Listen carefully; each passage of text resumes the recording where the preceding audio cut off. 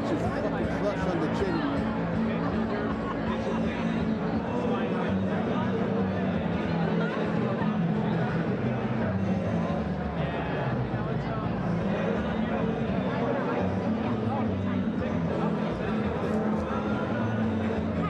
Oh, the beach in Southern California. Summer right around the corner. It gets darker later in LA, and it's the beginning of the month.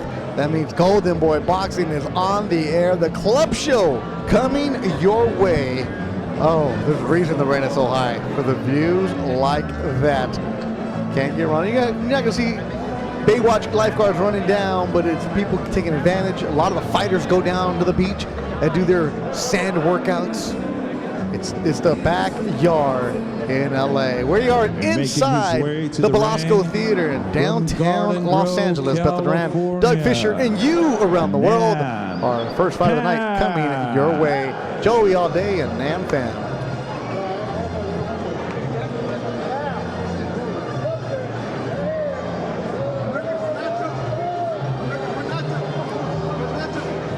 Vietnamese from Garden Grove, Nam Fan. He's 35 years old. Coming into Vicente Fernandez. He knows the Southern California world really right. Took this fight at a couple days' notice. Record of 3-6-1, but he's also a black belt. Different mixed martial arts and competes most famously as a MMA fighter. He was on the Ultimate Fighter, the house reality show. And also making his way to the ring from Texas. From Odessa, Texas, Joey Alday Jr. Representing Odessa, Texas, Joey Alday Jr. Got the neon and black, 7-0, 7 KOs. This one in the middleweight division. Both fighters coming in at 157, so technically you call it a middleweight, right? Because 54 is junior, Doug? Yes, that's the junior middleweight division, and I'm looking forward to watching Joey fight. He was a #1 rated U.S. amateur standout. He was on the national U.S. amateur team that toured the world, so he has international Ladies and gentlemen, good evening and welcome to another night of prize fighting boxing, presented by Oscar de la Hoya's Golden Boy Promotions, Tecate, the official beer of boxing, Casa Mexico Tequila, it's in the taste. From the boxing tradition, the Belasco Theater in downtown Los Angeles, California, USA.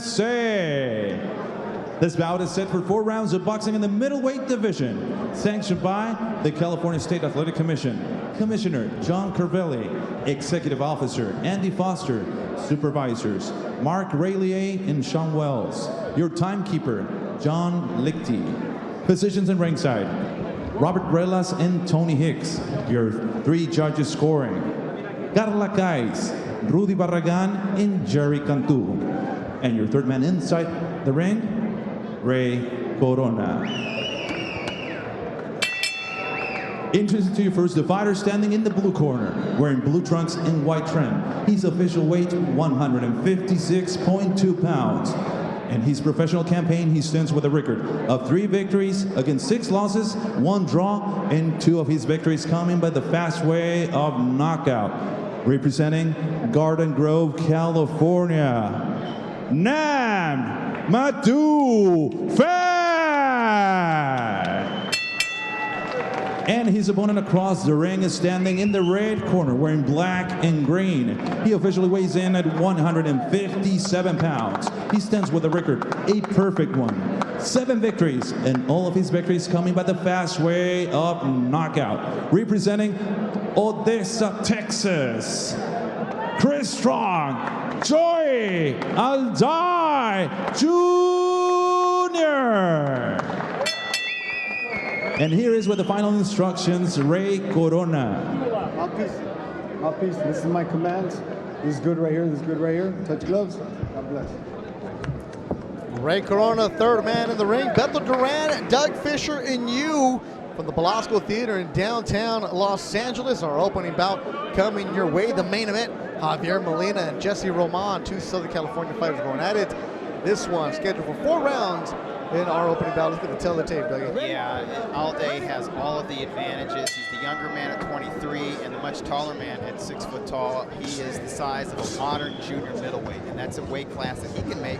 And I would say Fan could make the welterweight limit of 147 pounds quite easily. 35-year-old Nam Fan took the fight this week as Alday, father of LJ, little Joey, he's watching back home in Odessa. Oh, he switches, huh? Yeah, he's a very talented fighter. As I said, he was a noted amateur standout on the U.S. national team. He had more than 200 amateur wins, only 25 losses. I believe he won 3 national titles. He's 7-0, 7 KOs, fighting on a Golden Boy card for the first time. He's a promotional free agent. Talked to him this afternoon and said, it's the business, I've learned it quickly. Last time he was in the ring was March 30th in Philadelphia when he knocked out Michael Crane. He was heavily courted by all the top promoters as soon as he turned pro, and he has left his options open.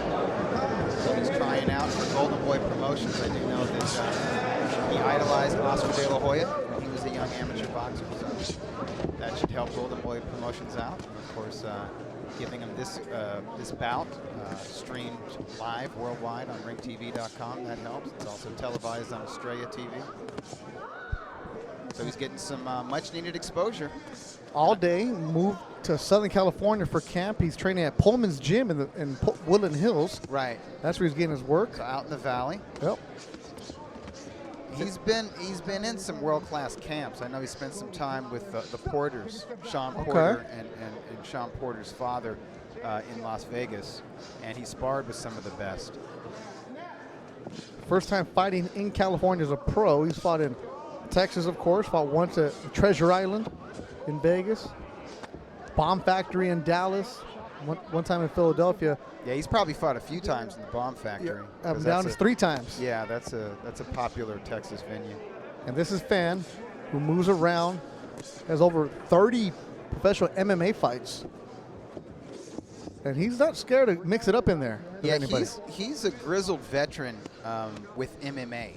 And he's fought for a number of the MMA organizations, most notably UFC and Bellator, Strikeforce, and early in his career, King of the Cage and some of those smaller outfits. And he's had some notable wins as a mixed martial artist. In boxing, he's a journeyman or an opponent. 3-6-1 as the first round is winding down between Joey Alday Jr., the Neon, and Vietnamese from Garden Grove, Nam Fan.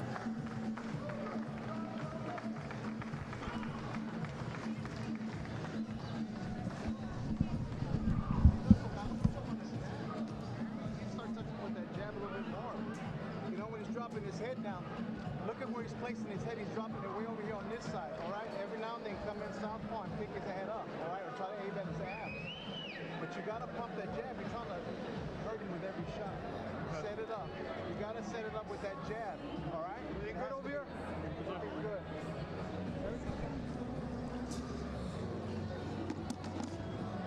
You're not moving enough, sir. You're in that mid-range all the time. You got to get inside, sir. You're not moving enough. Pressure, pressure, pressure. Rip it to the body, sir. Rip it to the body. They're telling Fan, the 35-year-old owns his own studio down in Orange County. Does work. All day, just like doing the research, I asked all the Golden Boy Texas fighters, like Hector Tanajara, like, what do you know about it? They're like, oh, that's my dude. I'm like, wait a minute. They're like, you're San Antonio. You're bottom of Texas. He's like, everybody knew Joey Alday in Texas. He was just known. Even though he's a couple years older, it's like everybody knew about this kid. Yeah, he's 23 years old, and you noted that he's a father of a 4-year-old son, LJ, and that adds a level of maturity. So he's in here. He's fighting with real purpose. He's not just thinking about himself, but he's thinking about his family. Just got engaged, too, so congratulations to him. But when I talked to him, like, so you're out here training, sparring, and you got no money, and you got engaged in your kid. Like, yeah. That's motivation. Guys with, who have that character, they're going to be fighting with a sense of urgency. fan in the blue. Last time he was in the ring, Cinco de Mayo on the Triple G undercard. He fought Brian Ceballo, lost a unanimous decision, and that's a fighter that 360 promotion is really high on, right? Yeah, he was another amateur standout with, lots of, more than 200 amateur bouts and that international elite level amateur experience.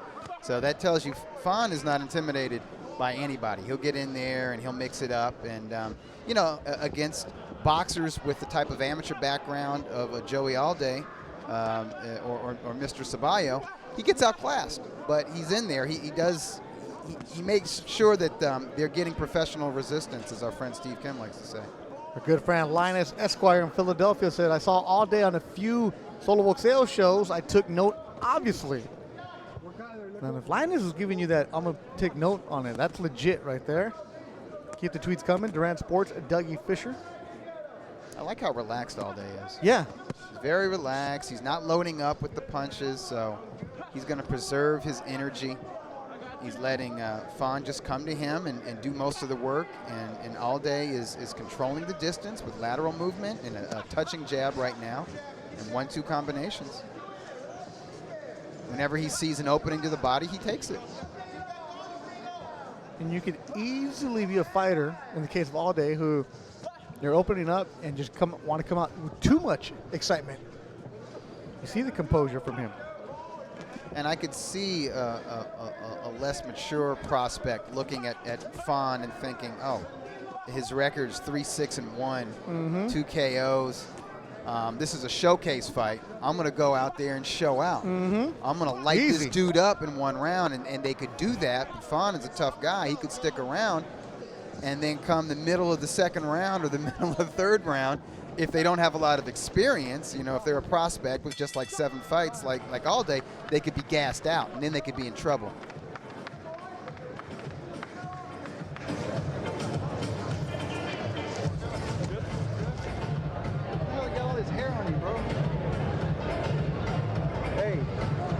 Up against the rope. Everything step around him. He's just pushing. You're going straight back in a straight line, okay? All right? Give him more time. Set it up. It's going to come, but you got to start cracking that line. It's not worth to take a shot, man. Yeah. He's getting tired, but if you push him, he's going to run out of gas. If you put 3-4 shots together, sit down, when you're inside him, it's correct. You're in that guy's mid-range, too. They're going to keep going inside. Round 3. Keep moving forward, okay, them? No more backing up.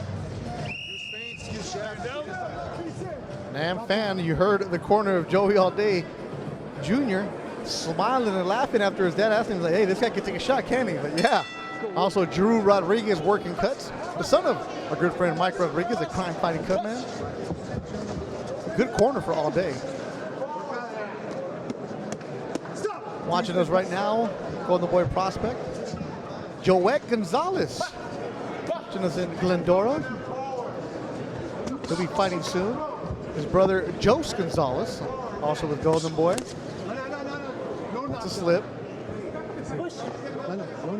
Joet soon to be a guest on the Golden Boy Live radio show and heard on Dash Monday through Friday, 7 to 10. Yeah, they are prospects to watch. The opponent in our next fight against Joshua Franco, Isao Carranza, was somebody who fought Joet Gonzalez. Joet took care of business, as he always does.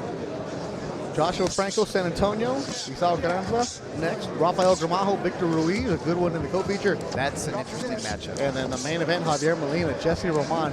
2 fighters that don't fight for Golden Boy, but they're the main event, the Velasco. A lot of Southern California bragging rights on the line, and also guys who don't want to go into that, not gatekeeper, but opponent stage. Yeah. They can't afford a loss, especially with their inactivity. Especially both of them being in their late 20s. That's true, too. Right now, Joey All Day Jr. in the neon and black. Highly touted amateur, turned pro in 2016. All of his fights have been by a stoppage. And that's, as you've taught me, Doug, you can knock everybody out, but what are you doing in those fights? Yeah, the fact that we're here in the 3rd round, that shows us that there was some good matchmaking here, because it's after seven professional fights, it's time for All Day to go the distance. Especially with that amateur background, right? It's gives us an opportunity to see his talent level, to see his skill set, to get a good gauge of his style. And he appears to be a versatile boxer. You noted that he likes to switch hit. He moves well. He's got nice balance, good punch selection. If you look at his record, you say, well, he's a puncher. He's really a boxer puncher, or maybe he's a boxer with heavy hands once he steps up the level of his competition.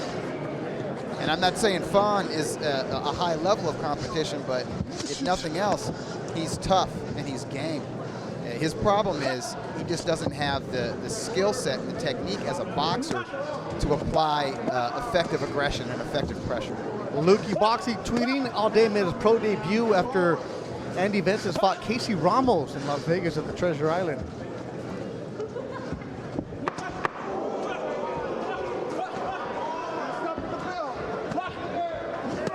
Body shot from All Day. Yeah, as I noted from the previous round, when he sees the opening to the body, he takes it.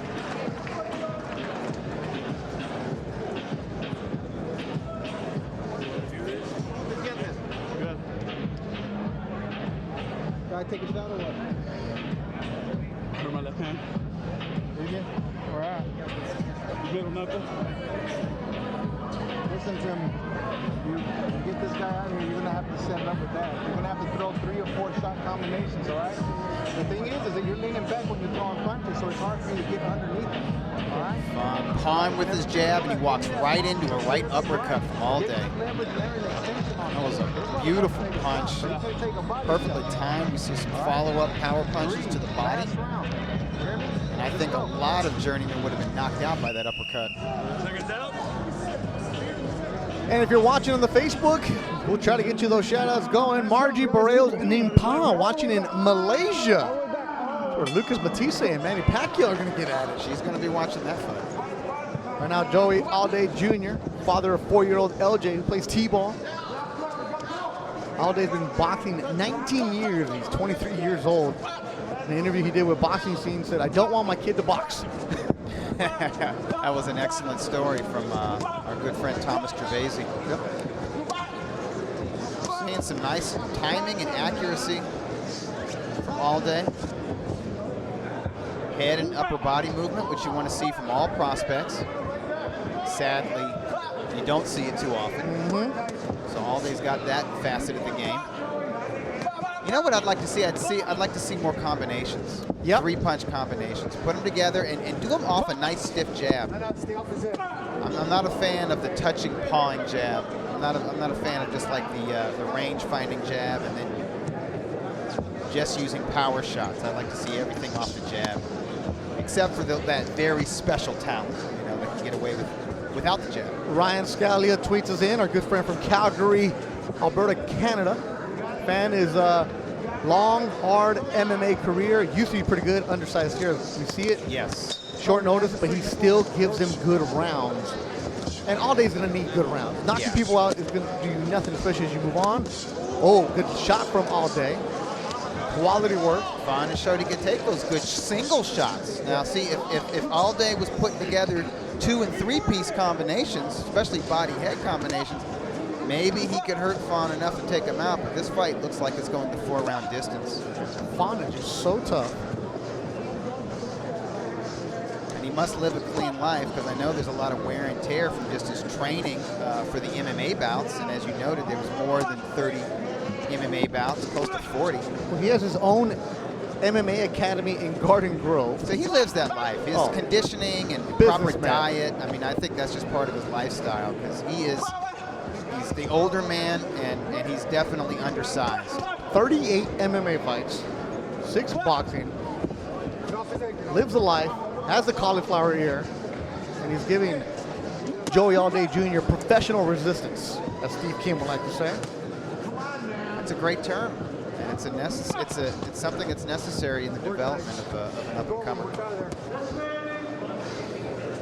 So this is good. We see what makes All Day special. You can tell he's got the amateur experience. Yep. He's a fluid athlete in there. He's accurate. He's got timing. He understands distance. And you're seeing that And you know what? I think he can punch. I'm gonna consider him a boxer puncher. He's just in there with that hard nut that he couldn't crack. And we're also seeing some room for improvement. We need to see a more consistent jab from him and more combinations. And this one goes the distance, the Texan, Joey Alday Jr., the Vietnamese from Garden Grove, Nam Than. Watching us in Houston, Texas, Albert Cantu, also the pride of the Rio Grande Valley, Damon Gonzalez in Tampa, Florida. As our opening bout tonight goes the distance, 4 rounds in the middleweight division. I like what I see from Alday. The tools are there, and you can tell if this fight would be 6 rounds or 8, putting those combinations together, get going, but also Pham coming in on 2 days' notice, and Alday realizing, you know what, these guys are going to be tougher as you get farther along in your career. And what I would like to see is sort of a higher level of journeyman, so a journeyman that has more of a boxing background than Pham has, and I'd like to see him in there with men his own size. You know, at least close. You're not going to find a lot of 6 foot, 6'1" junior middleweights out there, but you know, guys who are 5'9", 5'10", 5'11". That's when we'll see even more from Alday. You saw Javier Molina right there with that beard walking away from Pham. Probably told him, hey, what do you got for me in 2 weeks? I might have another guy for you. Not saying Pham's going to be the guy who's going to be dangerous for you, but hey, quality work, professional resistance. Joey Alday Jr., managed by Sheer Sports. Recently signed with them. Right, Sheer also manages Irish middleweight standout. Who's our guy? Animal, Jason Quigley, and they also have Aaron McKenna, though. Oh, yeah. Whoa, that kid's 12, right? He's very young. Peter Nieves is watching us in Dallas, Texas, round by round boxing, that I've covered all day's fights. Great personality. I talked to him for about 2-3 minutes before I came over, and seems like it. Yeah, he's a good interview, and that's a good thing. That's always a great thing. Liza, 27, watching us as Pablo Flores in the ring. Of boxing, we now have the judges' scorecards. All 3 judges, Carla Cais, Rudy Barragan, and Jerry Cantu have the same scores of 40-36. For your winner by the way of unanimous decision, Jose Alday Jr. LJ in Odessa, Texas, your dad's coming home with his 8th professional victory. First time he doesn't stop his opponent, but good quality work tonight, Doug. Pitches a shutout. That's the same score that I had. It wasn't a hard fight to score at all. He was the ring general in there. You see Razo, you see Gabe Rivas in the ring. Some highlights. I cannot believe Pham walked through that right uppercut. He's got the hashtag fight or die. Well, yeah, that's scary. But that's, you know, that's as solid a 2-day, you know, last day notice opponent you're going to get. Let's look highlights from the 4-rounder that open up our bout tonight. Alday is out there with a lot of confidence and why not. He's got the undefeated record. He's got the talent. He's got the. You know, here we're seeing some combinations. I think after the early rounds, though, he was loading up a little bit with single shots to the body and head like that. That's the punch of the fight, that right uppercut. Yeah. And I know Joey was surprised that Pham not only stood up to it, but really didn't show any effect. He just took it. But nice punch selection here, switch hitting and landing lead power shots while he's moving, while he's pivoting around Pham.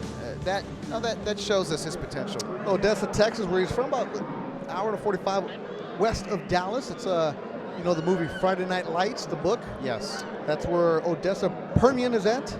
Also not too far from Midland, Texas, where Michael Dutchover is from. So Dutchover knows this kid. The kid who does work at Legends Boxing. I'm sure football is king in that area of Texas. Football is king of the entire state of Texas, but it's also a great market for boxing.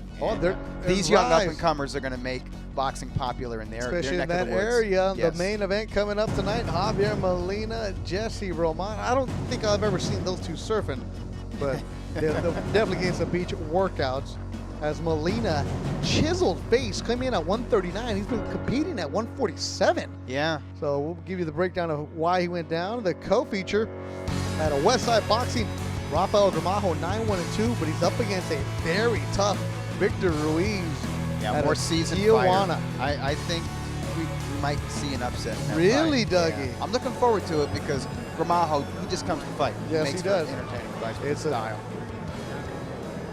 Coming up at 7 o'clock on the TV opener for Espanol, but right here on Ring TV, we go worldwide, baby. We go worldwide as Joshua Franco, San Antonio, Texas own. Last time he was in the ring, he was stopped in Puerto Rico against a tough Argentinian. A controversial stoppage, a little bit quick to some of the people in ringside, especially the Franco clan. Takes on veteran Isao Carranza out of Mexico City, who has been on a string of losing, but he's gone all up against the Golden Boy prospects, and he gives them fits. Yeah, he's been like those losses were to fighters who were not only more experienced than Franco, they were bigger opponents. So this is an interesting comeback fight for Franco. So we'll be back at 7 o'clock. Joshua Franco, Isao Carranza.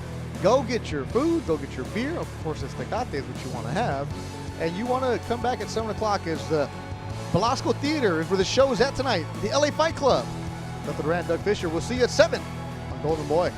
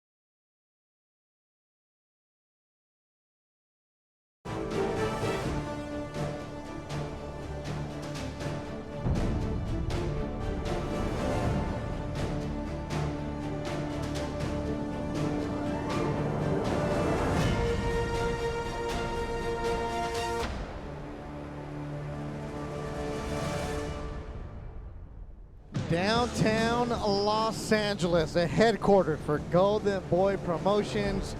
Beautiful June evening. And another exciting action-packed card coming your way. We are in downtown Los Angeles as our main event tonight will be a good one. The co-feature, a good one. And it all leading towards Javier Molina, 2008 Olympian, against Jessie Roman. These two live about 15 minutes away from each other. You know each other very well. The co-feature, a tough test for Rafael Gramajo out of Los Angeles, born in Kansas, takes on rugged veteran from Tijuana, Victor Ruiz. And the TV opener, looking to bounce back after suffering his first loss, where he was stopped controversially in Puerto Rico. Joshua Franco out of San Antonio, Texas, takes on Mexican's veteran Isao Carranza.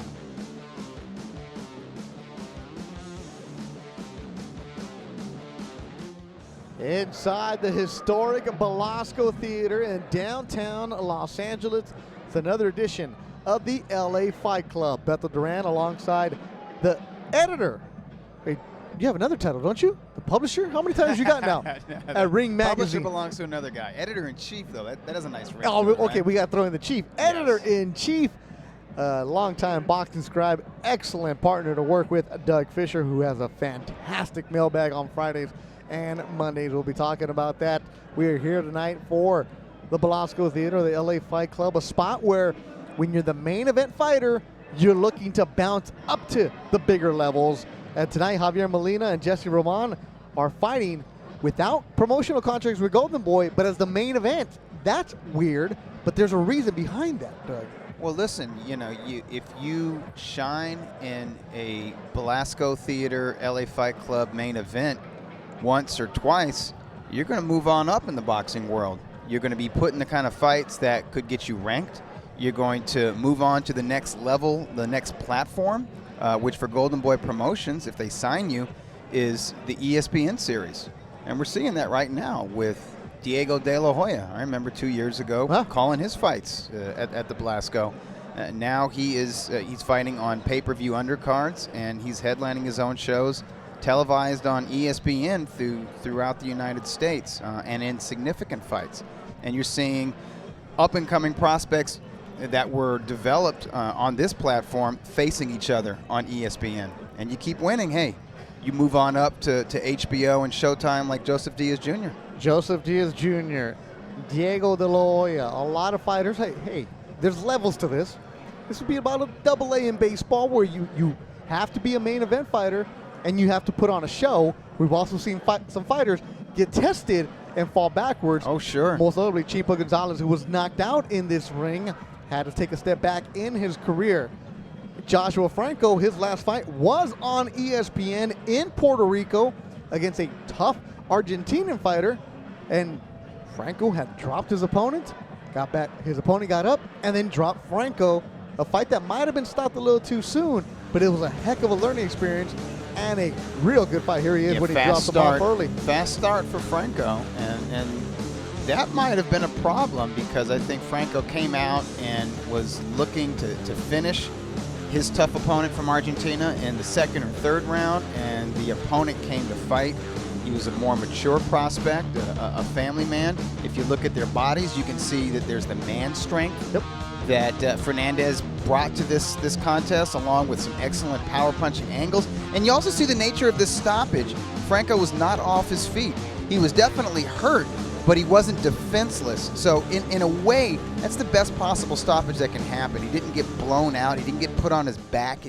It wasn't like he didn't know where he was. So in his own mind, he wants to vindicate himself. He wants to come right back and get back to that level as soon as possible. And you want that if you are the promoter, manager, or trainer of a young prospect. And he's fighting at 118 pounds, taking on Isao Carranza, who is making his ring walk right now, getting ready to get inside, and he's in the ring. Cato Carranza out of Mexico City, 15-11-1. He's gone up against some Golden Boy fighters in the last 6 to 9 months, Doug. It's been a tough road for him. Yeah, Abraham Lopez, Joet Gonzalez, Azat Hovhannissian, and these are guys who are either on their way up, like Joet Gonzalez, or like Hovhannissian, who recently fought for a world title. And lost against Ray Vargas. He didn't embarrass himself, though. But it was a good scrap. He showed that he could hang at that level. Carranza was, he hung in there with those guys. I don't want to say he was that competitive, but it's not like they could just dismiss him. And in fact, one of his opponents, I believe, was a former bantamweight champion, Juan Carlos Payano from the Dominican Republic. The first fight that Payano had after he lost his WBA 118-pound title was against Carranza. And Payano stopped him in the 7th round. The last time he was in the ring, that was in December against Joet Gonzalez. Joet stopped him in the 3rd. And before that, up against Abraham Lopez. Lopez, he actually twisted his ankle, fought 2 more rounds afterwards, but they just couldn't move. So and it's important to note that Hovhannissian is a junior featherweight. Abraham Lopez is a big featherweight. And Joet Gonzalez is somebody who fights at 122, 126. So Carranza's used to fighting bigger guys. I think at 118 pounds, it might be a more natural weight for him. As he said, the 122, I was like, why were you doing those fights? He said, money. Of course. Pablo Flores, the ring announcer tonight. Oscar de la Hoya's Golden Board Promotions is proud to present 6 rounds of boxing in the bantamweight division. Your 3 judges scoring this bout in ringside. Sus 3 jueces, Carla Cais, Rudy Barragan, and Jerry Cantu. And when the bell rings, your 3rd man inside the ring, el tercero en la superficie, Jack Ruiz. Introducing to you first the fighter standing in the blue corner, wearing red and white. His official weight, 118 pounds. Presentando ustedes en la esquina Tecate Azul, vistiendo pantaloncillo rojo con blanco, con un peso de 118 libras. In his professional campaign, he stands with a record of 15 victories against 11 losses, 1 draw, and 9 of those wins coming by the fast way of knockout. Presenta un récord de 15 victorias, 11 derrotas, un empate y 9 de esas victorias por la vía del knockout. De la Ciudad de México, from Mexico City, Isao Carranza.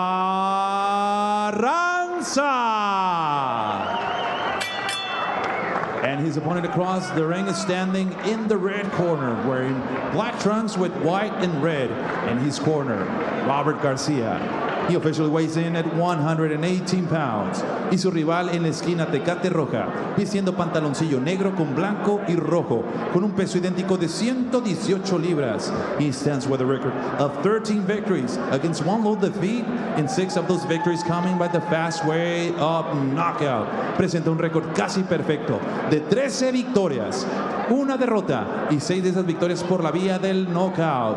De San Antonio, Texas, Joshua Franco.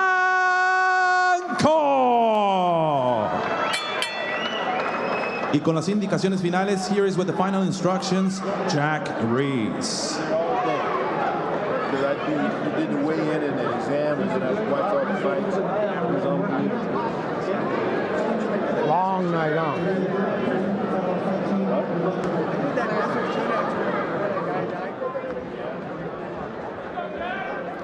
And let's look at the tail of the tape for Joshua Franco and Isao Carranza, Doug.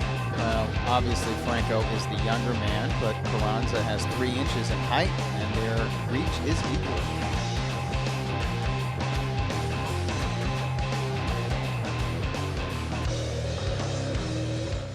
We are underway. Joshua Franco with the red tape around his wrist against Isao Carranza.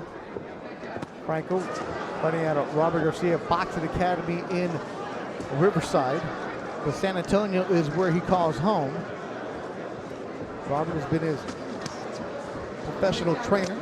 His dad, Jessie Rodriguez, also in the corner. Franco 13-1, a fighter that was signed and not much was made about him at that time.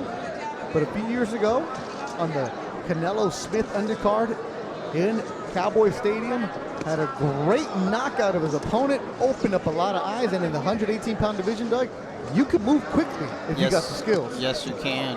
And from 115 pounds, which is a weight I still think that Franco can make, and 118 pounds, that's very fertile ground right now in the boxing world.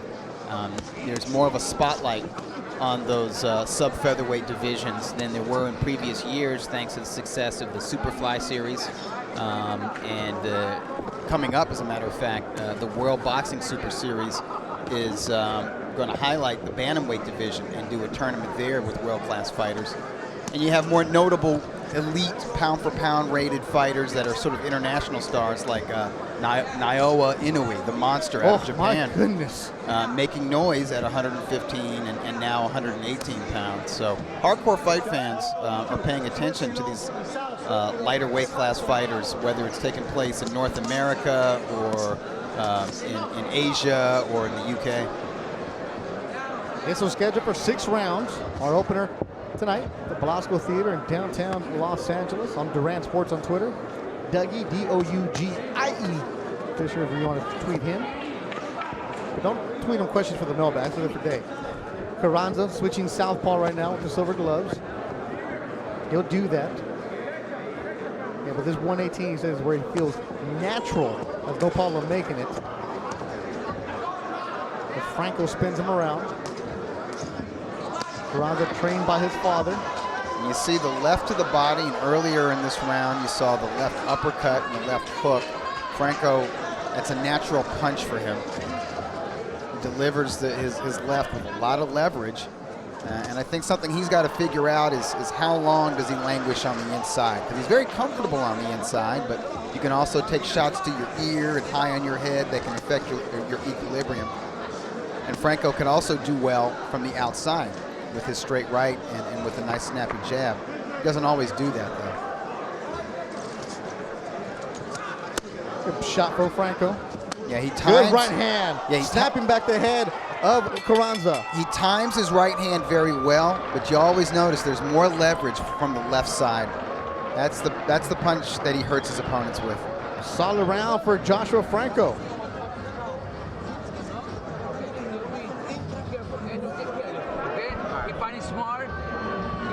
He uses that jab. When he comes into you, explain your knees. Hands up, explain your knees. Getting close. Right? Stay low. When he comes in throwing, stay low on the inside. Don't pull back. Okay? When you moverte. Move. ¿Qué estás haciendo? ¿Qué vas a hacer? What are you gonna do? Trabájalo. You need to work him. Trabájalo. ¿De acuerdo? No esperes a que te llegue él. No le des oportunidad a que él esté haciendo su pelea. Tú lo Don't tienes give que him a chance hacer. to make him do his fight. Get in there. That's his father, Carranza, working the corner. Y saludos a todos los que están mirando en Colombia. Paulo Vega, a great follow for boxing. Desde Barranquilla, saludos. And right now you're watching Joshua Franco and Isao Carranza. Franco, nicknamed the Professor, lands a good right. Right now he's schooling Isao Carranza. Franco looking sharp early.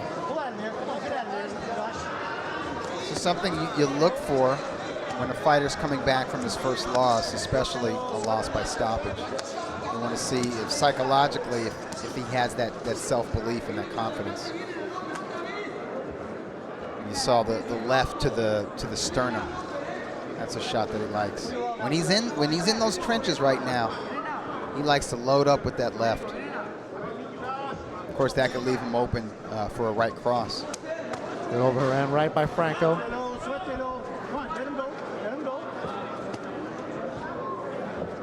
Mentioned he's trained by Robert Garcia, Franco's favorite fighter growing up, Fernando Vargas and Feroz. Good right hand over the hand, followed by a body shot from Franco. More boxing from Franco tonight. I like that jab to the body, and El Feroz would have liked that jab to the body. El Feroz had a very good left uppercut now that I think about it. But studying young Fernando Vargas, like right when he won the title, I'm not saying after the Oscar De La Hoya fight, by that point, after Felix Trinidad and after Oscar De La Hoya, Fernando Vargas' name was huge, and he was so into his fan base, and he wanted to appease them so much, he just became more of a ring warrior than the technician that he was coming out of the 1996 Olympics. You're right, he became that, just but put on a show. But prior to that, if you go and you watch his he boxed a clinic against Ike Corte. Yeah, he did. A very good fighter from Ghana. You know, kind of a borderline Hall of Famer, as a matter of fact, just as Fernando Vargas is. But he boxed a very disciplined fight. And he could do that. He could box discipline but still have that intensity.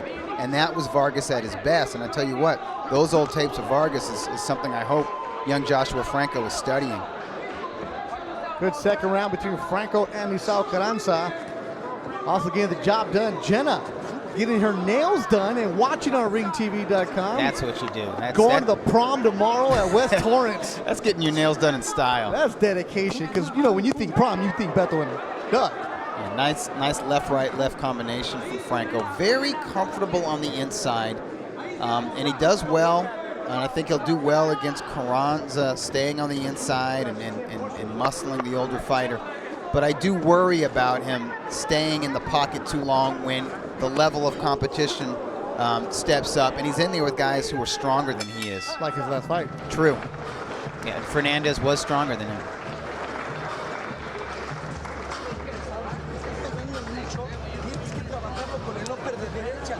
Cuando se te pega, acomódate para que lo trabajes, que no lo, pero lo has tocado, no te has dado cuenta. Con el upper, you have to get too close. Just don't throw to the push, right? Don't get too close. Like trying to step back, that way you can get those good uppercuts and those good body shots. Okay? Yeah. You gotta stay low. You're coming up too high sometimes, okay? Don't come out high, especially when you throw the jab. Don't pick your body up. Keep the hands up. Yeah. Jab followed by a right behind the ear from Franco and a beautiful picture-perfect left to the midsection.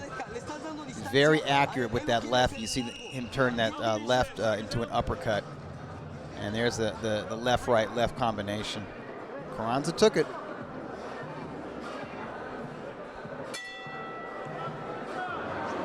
Third round of action scheduled for 6. Joshua Franco, the professor. 6 KOs on his ledger, coming off his only defeat. Hey, the professor is showing an educated left. Yep. He does a lot with that left. Nice jab, jabs to the body, jabs to the head. He kind of camouflages that left. Sometimes you think maybe he's going for a hook, but it's a left uppercut. Sometimes you think it's a left uppercut to the head, but it's to your liver, and sometimes it's a hook to the head.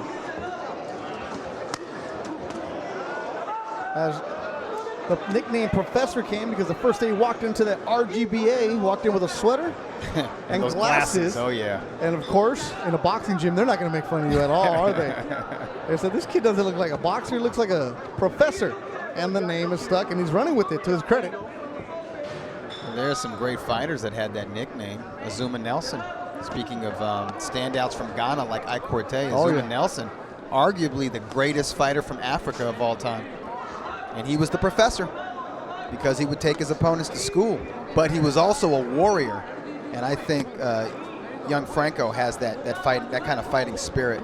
That fighting spirit is what Franco has. So does Isao Carranza, who's actually a black belt in karate.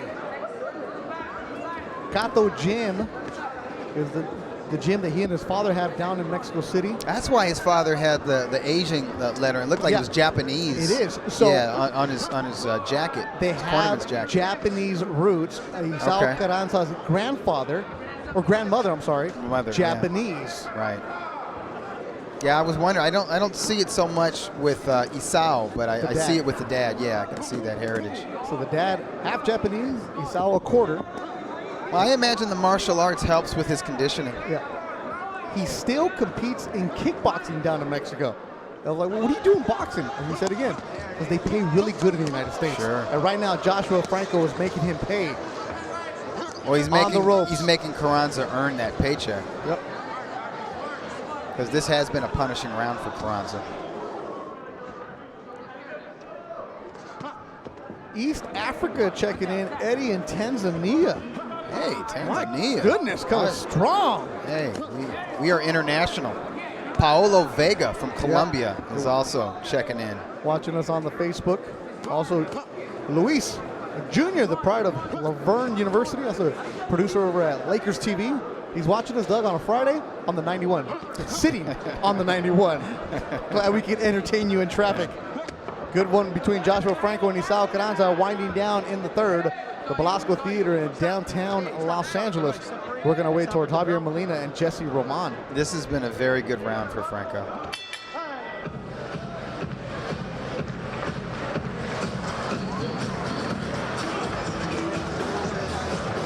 Concéntrate. ¿O no puedes? ¿Puedes o no puedes? No estás con your hands, right? You're good? Yeah, I'm good. Really good. Está bien. Okay, good. That's right. Stay sharp. Just stay sharp. Don't get too careless. You know, you're shining. You're doing that, all right? You're shining like that. Don't get careless. Hands up. Keep your hands up. When you step around them. Estás trabajando bien, pero lo estás dejando. Lo estás dejando. Le estás dejando que no haga su pelea.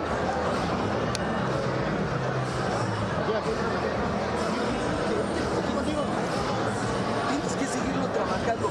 Entra, Need to keep entra, working him. y con los upper por dentro y pero lo estás haciendo. Fourth round of action coming your way. Jim Boone checking in at KO Tickets. Now this isn't a plug for KO Tickets. Does a great job getting you whatever ticket you need. He's hooked me up in the past for concerts. That's how good KO Tickets is. Great broadcast, guys. Love the Vargas and Corte reference. One of the first fights I saw at Mandalay. That was a hell of an atmosphere, as I just replied to Jim. Oh, yeah, you did? Yeah, I think the last major fight card that my wife attended. But your wife has a PhD. She doesn't need to be going to this. She was a Corte fan, actually. Oh, really? Yeah. How can you not be, though? I Corte would always tell us. Yes. Yeah, no, listen, he challenged himself. He was not looking for the easy road. Uppercut from Franco. Now think about this gym that Franco trained at. Fernando Vargas had the influence from Big G, which is Robert's father. So you have some of that in there. They're in Riverside. He trains with his friend Hector Tanajara, who came with him from Texas. Jonathan Navarro prospect. But then it's also the gym of Abner Mares, Mikey Garcia. Yeah. Oh my gosh. Guys that are Think champions. of the experience those guys bring. Those are 2-3 division world title holders. Maidana used to be in there. You know, it's so as you said, you have nothing but experience around you, and you have the example, especially when Mikey shows up with his fancy cars, or Abner shows up with his belts and other cars. Sure. As Franco's dropping That's some motivation bombs right now. Yeah, and these are pinpoint, very accurate punches, particularly the uppercuts.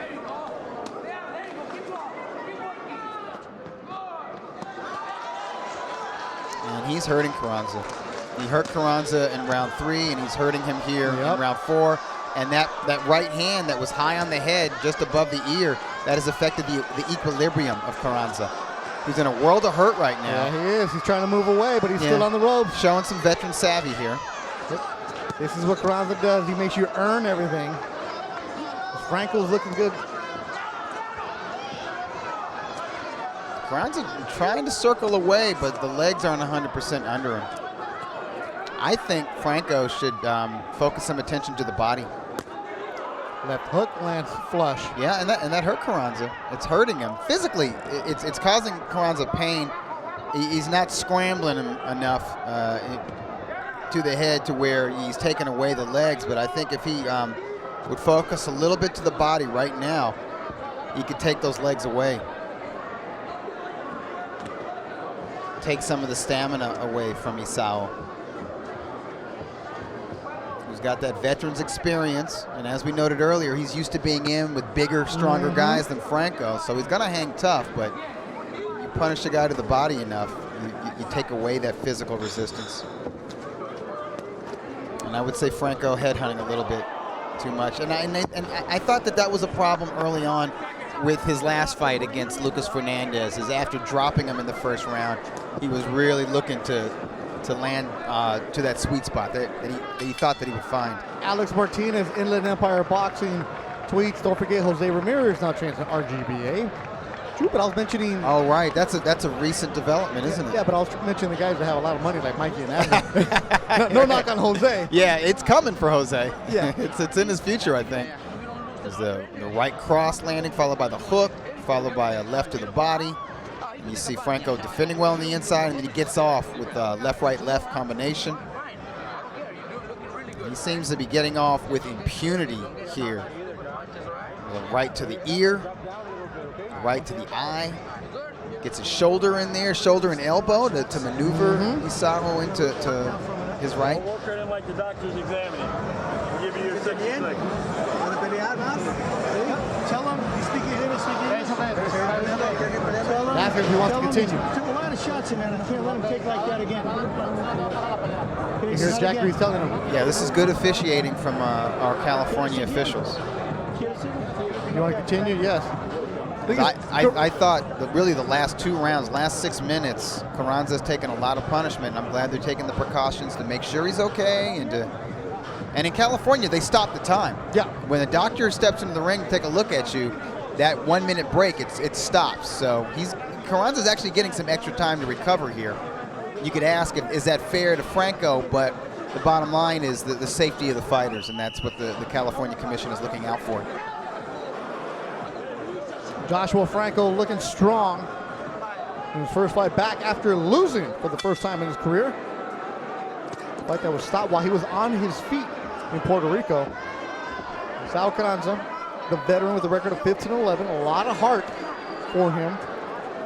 And I keep telling you that Carranza says, I love the money here's good, but this is how different Carranza is. He actually has a degree in robotic engineering. Oh my God. That he's never used. He said, I told my family I'll get the degree, but I want to compete in combat sports as long as I can. It's like I could be an engineer the rest of my life. Good grief. God bless Mexican fighters. I'm going to go get my college degree, and then I'm going to be a journeyman fighter in the United States for as long as I can. And I'm a black belt in karate. Yeah, and I'm a black belt in karate. That's just for hobby. That's just for fun. Yeah, and running a dojo. Yeah, and doing kickboxing here and there, you know. Literally, I run a dojo and I compete in amateur kickboxing. You want a 24/7? Go follow this guy around. Yeah. It takes a very special breed. Listen, it takes a very special breed to be a prize fighter of any kind. But to be a journeyman, though, seriously, that's a very special human character right there, to be willing to go, you know you're going to lose and you're supposed to lose. It takes a special breed to take engineering classes. Well, that's true too. Yeah, that's robotics, math, that's not your average cat. Like, yeah, robotic engineering. Well, the professor is the one right now with classes in session. Good body shot from Joshua Franco. He's got the black gloves. As Carranza's, well, it's over. The corner for Carranza has stopped it. Carranza's Your like, corner what? has stopped it. Oh, man, Dad. Yeah. Dad's being a real dad. Dad's being a good dad. And he had been telling him after the second round, you need to lock in and focus. Yeah. Gato saying, no, that's enough. He's, and this is the mentality of a journeyman too. It's like, I've lost my last 5. I know I'm supposed to lose. I'm taking a beating. Don't stop it. I don't want to get this L, or if I know I'm going to get the L, I still want the dignity to take this guy 6 rounds. We'll win 5. Almost, yeah. And you know what? He was given. Oh, I spot your son. I just spot Mateo there. The intern right behind gloves. Papa Carranza. Yeah. He's working. He's got to collect gloves tonight from the opponents. He ain't hanging out with Steve Kim. Nah. Oh, I just see Steve Kim, as a matter of fact. Yeah. My kid better not be around Steve Kim. I know, exactly. He's going to come back catering. But you know what? I like this performance from Franco. Yes. It let us know that there was no residue from, psychological residue from his first loss. It lets the matchmakers at Golden Boy know that they can put him right back on the same track he was. There are still questions I have of Franco. Mm-hmm. Those questions are not going to be answered until I see him fight a scheduled 10-round bout. As we see highlights, boom, right hand landed from Franco. And this is the stoppage. Oh, okay, so there was a right uppercut. Yeah. That caused Carranza to stumble, and I'm sure at that point his father was looking very closely with the white towel in his hand. He's starting to climb up those steps, saying, son, don't eat another shot like that. And there's the commission jumping And there's right the on. commission, so maybe the father indicated to the commission, right? Well, and also in California, unlike other commissions, the physician, the ringside physician, has the authority to stop a fight if a referee doesn't stop the fight. So the physician can jump in. Could have been the ringside doctor, but I'm thinking it was a corner stoppage. Mr. Flores will let us know, I think.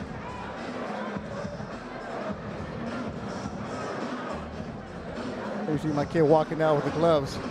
So what they do with the opponent gloves is they keep them, put them in a bag, and if they're softly used, they'll use them again for, it'll be usually like a first round, the first fight of the night. I didn't know. I thought they collected them to inspect them, to make sure everything is kosher there. So they collect to inspect, but see, like Franco has custom gloves that are made for him. So the opponents, what they'll do, from what I was told, is they'll inspect them, of course, to make sure everything's fine, and then if they're softly used, they can use them again for, say, a fight like next week where if the opponent who comes in doesn't have them, then they'll use it. But most of the time... Actually, slightly used gloves are better. They feel better. They fit better. You can make a tighter fist. But if a glove gets worn too much, that padding gets crunched down and they become really hard. Because as we know, gloves get expensive after a while, especially when you're elite boxing gloves. They don't get used that often from what I was told, but most of the time they'll get them and they'll donate them to Southern California gyms. Oh, that's great. So I learned something today. Yeah. You learn something every day. Or you can just go to your local Target and get some gloves. What's the name of our Pablo ring Flores. Pablo, I like him. From Tijuana. He's good. Is he really? Yeah. He's from TJ. He's from TJ, drives up. He does a lot of the... he's like our journeyman. Yeah. maybe he rode up with Victor Ruiz, who we're going to see in the next bout. He knows every single person in Tijuana. I actually did an MMA bout down there, and he does the MMA fights down there. He does the pro wrestling announcing, like the Lucha Libre. Yeah. He does that. That's probably fun. He is involved in everything, and every single time I see him, the facial hair is different. Sometimes he's clean shaven. Sometimes he's got the Pancho Villa mustache. Tonight, what's he got? Oh, yeah. Just a I like the beard. Strong 5 o'clock shadow beard. The beard works. He's very patient, too. Just stands there. Okay, he's getting ready to go. Because he knows we're talking about him. Yes. His ears are burning.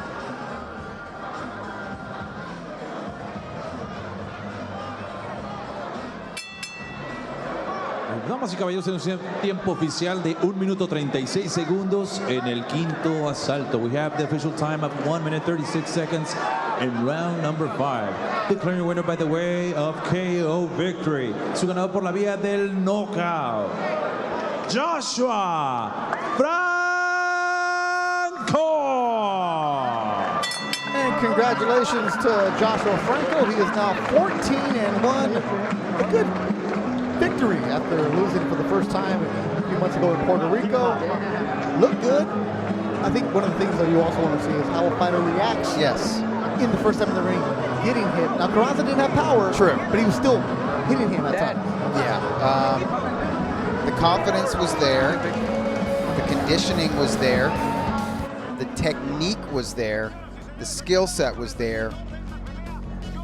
He's never, I don't think Joshua Franco is ever going to be a top-notch puncher, world-class puncher, but he does have that instinct. If he hurts a guy, the killer instinct is there, and you do want to see that. Our round coming up next, Westside Boxing's own Rafael Gramajo against Tijuana's Victor Ruiz. And Gramajo is a fighter that brings a crowd. Ruiz is a fighter that comes with an upset attitude. That's coming up next 8 rounds in the super bantamweight division. I think Ruiz has a reason to come in feeling upset-minded. If you look at their respective records, Rafael Gramajo 9-1-2. This guy he has 12 fights under his belt. Victor Ruiz 30 professional fights, 22-8, 15 knockouts. And he's still young, 27 years old. Bethel Duran, Doug Fisher right now. Let's take a chance to get advantage. I'll take the advantage of talking about Dougie's mailbag. I saw a lot of different names in the tweet when you said it. What were the late Irish trainer that died? Oh, yeah. No, he's English, actually. English, I'm sorry. Brendan Ingle. He might have some Irish heritage there. Oh, yeah. He was a fixture in British boxing for several decades. He's the man who developed Prince Nassim Hamed, as well as former cruiserweight champion Johnny Nelson, who is now one of the best commentators in British boxing broadcasting. He's excellent. There was I'm trying to think who are the other a lot of definitely British class and European level fighters were Brendan Ingle fighters. Oh, Kell Brook, I think, came out of there, came out of the Ingle school. of boxing. Okay. So, yeah, his passing did not go unnoted by UK boxing fans and even some hardcore fans in America. The thing about Brendan Ingle is that he was somebody who was contributing to boxing on the community level, despite having developed these world champions, and in the case of Nassim Hamed, a future Hall of Famer and an international superstar, he was always in his gym training the youth and teaching not just boxing technique and his own unique style of hitting and not getting hit, but teaching the youth life values. So he's somebody who contributed to his area, and so his passing did not go unnoticed. And you also had a lot of people all up in arms this week, right? Like, you get people who... What they mad about now? Well, no, I only got through half of it, but it's obviously the biggest complaint is, what are Canelo and Triple G doing right now? Yeah. But don't people realize, I'm just saying this as somebody who, first of all, I haven't talked to anybody in Golden Boy. Nobody's told me. I don't ask questions about what's coming up. But as a person who's been a reporter a long time, right, and having watched boxing from the outside for a long time, don't they know it's negotiations? Yeah, no. Here's the thing about, okay, for one thing, we're in the age of the fanager. So you got the fan, and I think Steve Kim coined that. I love it, the fanager. Write that down. So the fanager, they pretend to know the business end, and they give free advice via social media on what fighters should do, what kind of purse split, what kind of things they need to negotiate, what kind of points they need to have on their contract. And these are people who are not in boxing and not in business and are not part of either camp, but whatever, they share their opinions. On the other end, boxing fans are passionate, and they don't just root for a fan. They really do believe that they're on that team. So if you're team Canelo, then you're like, well, Triple G should take whatever split Canelo gives him, because Canelo is the clear A side and he is the bigger star out of the two. If you're team Golovkin, you absolutely hate Canelo, and you're like, no, man, you screwed up the May 5 rematch. It's your fault that you guys didn't rematch on May 5th. You cost Golovkin money. There need to be some reparations there. There's some damages right there that you have to pay for, like it's civil court. But then also, you know what I'm saying? How much of this is also Canelo going, look, I gave the samples, I came out clean according to Nevada. Right. Everything, I passed all those tests. You guys threw my name through the mud. Right. You drag it through the mud. You how much is this where they're just saying, like, okay, we're going to make you suffer too. Oh, yeah, and I don't put that past Canelo. Canelo's got some diva in him, no doubt about it. If you're the A side, we all got diva. Yeah, exactly. Yes, you should. And he paid his dues. He had been either the A- side or the B side when he went up against Miguel Cotto and Floyd Mayweather. And those two definitely get their diva on. And he's like, okay, when it comes my turn, when I'm next in line, when I reach that plateau, I'm going to be a diva too, which does not ingratiate him to hardcore fans. But to me, it's just funny. So I guess somebody wrote to me mad that Mauricio Suleiman, the president of the WBC, was advising or suggesting to Team Golovkin, take the split, take the whatever the split was that Golden Boy or Team Canelo was offering them, and they got mad about that. But my whole thing is, they're still talking. The negotiations are ongoing. WBC just want to make another belt. They want to make another fancy belt. I'm taking my dig there. This is... Doug and I have no agenda about that fight. We wanted to see the fight made. And I'll be completely honest. We lost money by not going to Vegas for a week. Yep. You lost an opportunity to go out there and lose a lot of money by going out there. That's true. So we want to go and see the big fights. Yeah. But you got to also understand, and I'm just being a basic person who's covered the Lakers for a lot of years, and I've dealt with a lot of fans that are just out of control. When people negotiate via the media, and you see 4 or 5 different members of the media with the same exact quotes. Yeah. Come on, people. Yeah. Come on. That's just a promoter or a manager doing their job. Yeah. Just trying to gain public favor or to create public pressure one way or another. Well, we're talking about it right now. Right, we are, but we shouldn't be so easily manipulated. Yeah. And if we are going to be manipulated, okay, have fun with it. Yes. Don't act like you're getting a piece of this pie, because you ain't. You know what I mean? Don't act like you're not actually on Team Golovkin or Team Canelo. You don't work for Tom Loeffler. You don't work for Eric Gomez. Chill out. Let them work their business.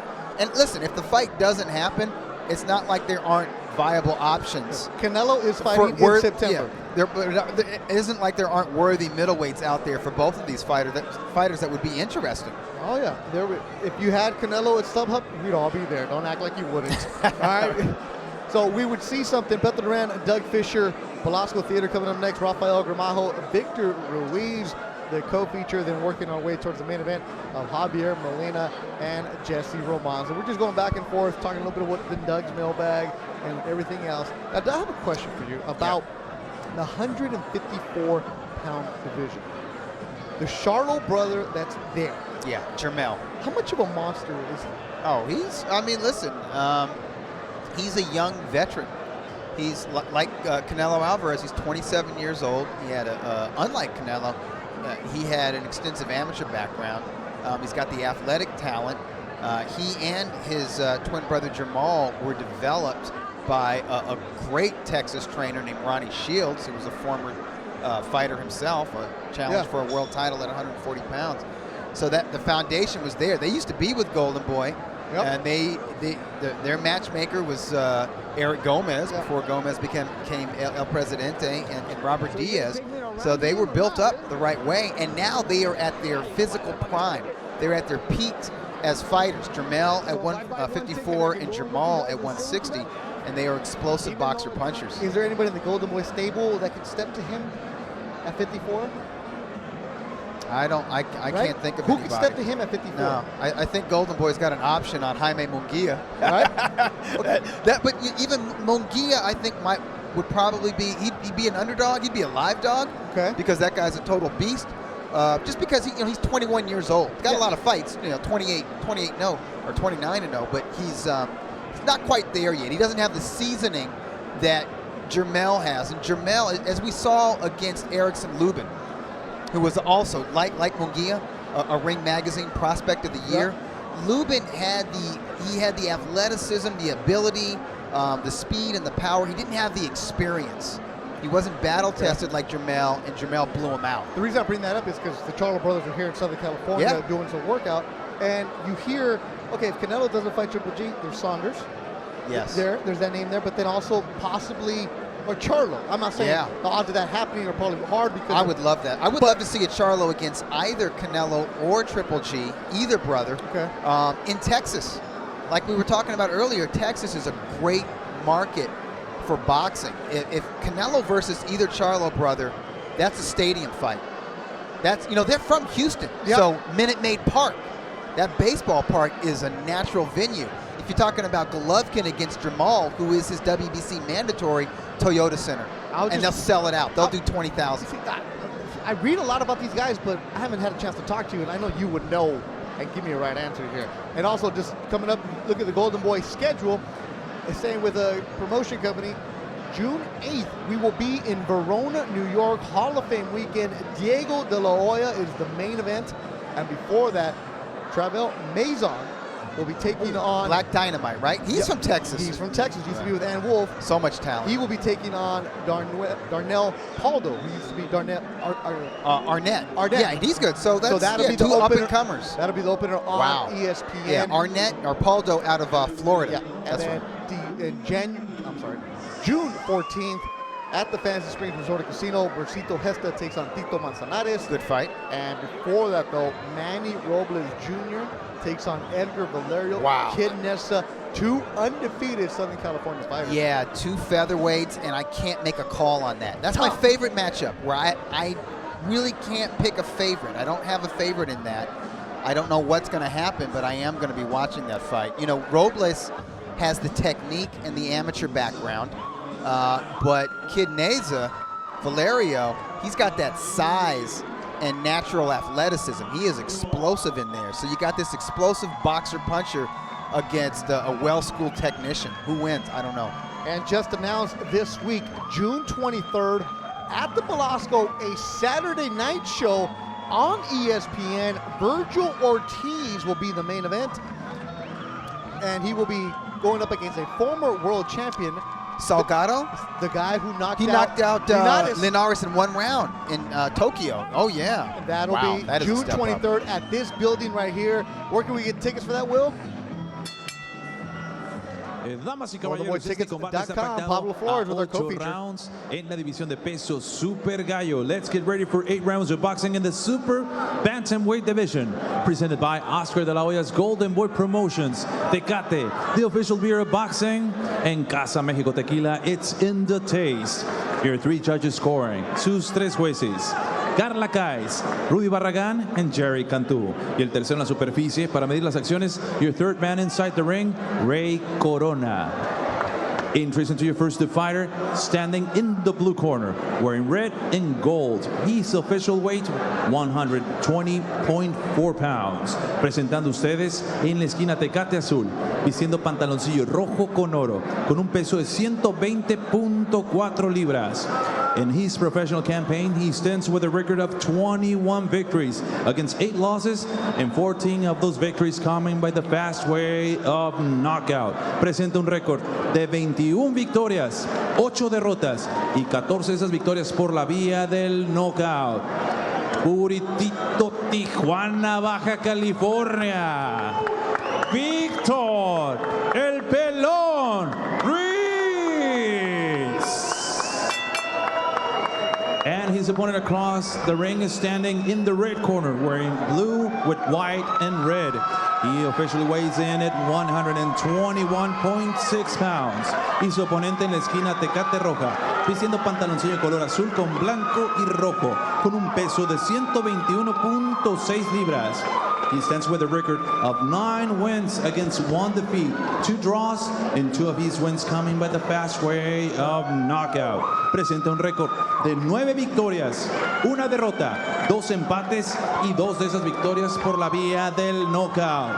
Representando Los Ángeles, California, Rafael, el Rafa, Gramajo.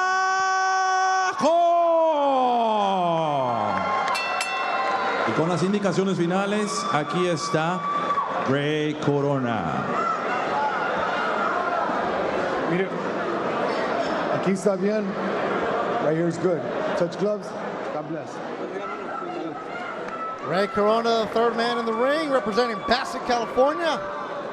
Should be a good one. Here's the tail of the tape for our co-feature tonight. See how these guys match up. Match up very well. There's not much difference between them. Ruiz is a year younger and he's a half-inch taller. This is going to be interesting because of that experience that Ruiz brings. He's been in there with world-class fighters. Gramajo has not. Gramajo, this is actually Gramajo's first time fighting in a bout scheduled for 8 rounds. As his opponent, the southpaw from Tijuana, nicknamed El Pelón, the bald one. That's hilarious. Now, when your nickname is Pelón, and you know you're legit, right? I think it's also like the shape of his head. He's got like a big Tweety bird noggin. And also, Doug, on Pelón's trunks on the front of it, Billar. He's sponsored by a pool hall in TJ. I love that. That means you are a man. Yeah, you're a tough guy. He is battle tested. He's faced far higher quality of opposition than Gramajo has faced. He's been in there with a current bantamweight title holder, Zalane Tete, who is Ring Magazine's #1 rated bantamweight. Been in there with McWilliams Arroyo, Oscar Negrete. I think he went the distance with Negrete. Went the distance with Negrete a year ago. I went Tete. He was stopped in the 7th round. Yeah, Tete's a monster, though. Oh, my goodness. He fought Daiki Kameda and actually upset the Japanese standout. And Kameda is a former IBF 115-pound title holder. In relation to Koki? Yes, yeah. There's 3 brothers, yeah. Oh, that guy. Yeah, he's like he's the middle child. I think he's between Koki and Tomoki. And Gramajo is in tough as he's finding out right away But this is what I love about Gramajo. It's just his style, his mentality. He comes to fight, and he makes for entertaining fights. He brings it. As they say, styles make fights. This is a perfectly styled fight tonight. And our co-feature, veteran Doug Fisher. And if you're watching on Facebook, share, like. Let them know. I know they're watching us in Tijuana. Saludos a todos los de la zona del norte. También a los toros y los cholos. También a nuestro amigo Chevale que nos está mirando en Tijuana. And you can hear the West Side boxing contingent within Velasco Theater. They're cheering for their man. The Marching Skulls, they're called. That's where Gramajo trains out of. He's actually from Garden City, Kansas. Wait a minute, that sounds familiar. Yes, Victor Ortiz, Brandon Rios, Antonio Orozco, all came out of that one little town. 30 seconds to go in the opening round. Gramajo keeping the guard up high. As Ruiz will let his hands fly. He'll keep his guard low. I like the focus and intensity of Gramajo. He's not being reckless in there, but he is fighting with a sense of purpose, and I think it's because he knows he's in with the test. He was held to a 6-round draw in his last fight, so he wants to send a message to the good folks at Golden Boy.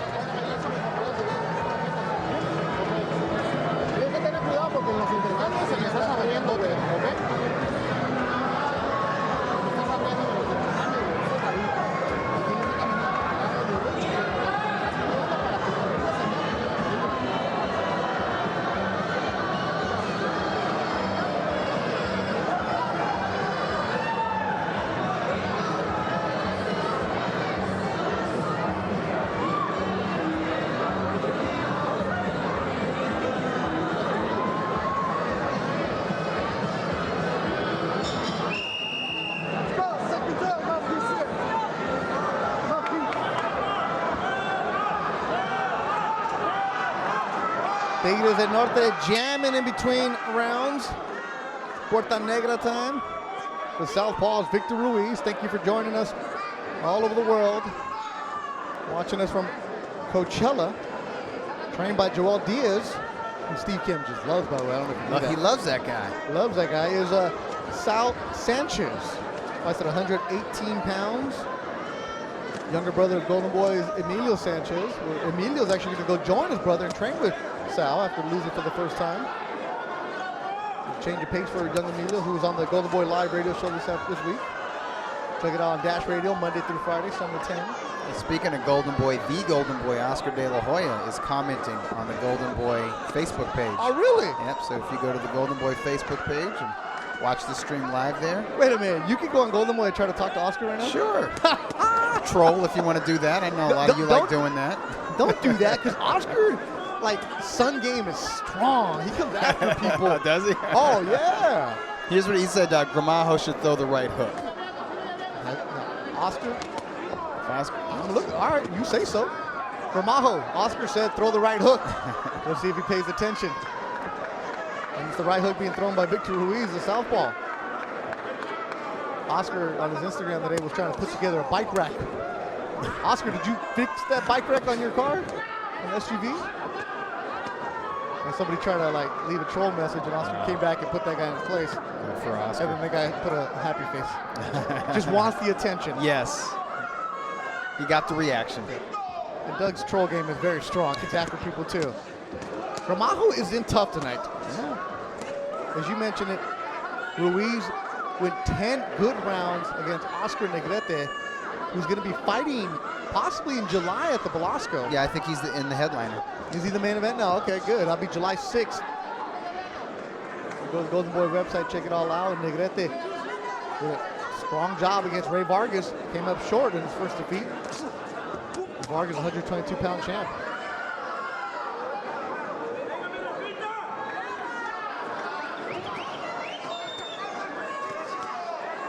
I think Gramajo needs to step forward. I think when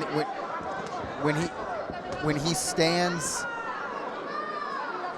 in front of Ruiz and he's not working a jab, he's getting outworked. There we go. There's the hook from Gramajo. He heard you, Oscar.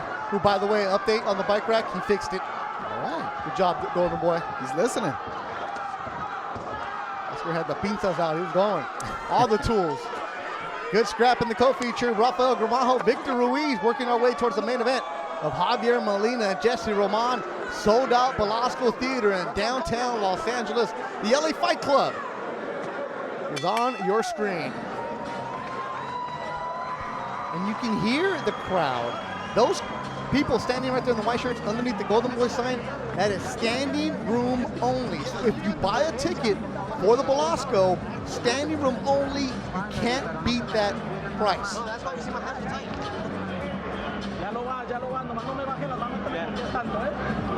Siempre a rematar. Cuando me remate con el hook arriba, súbate. El hook izquierdo, súbame a la derecha, no la baje. Ok, nada más necesitamos que cuando los intercambien no es la cabeza. Gramajo gets under some shots, gets inside, lands his jab. Ruiz lands some lefts. Also missed with some lefts.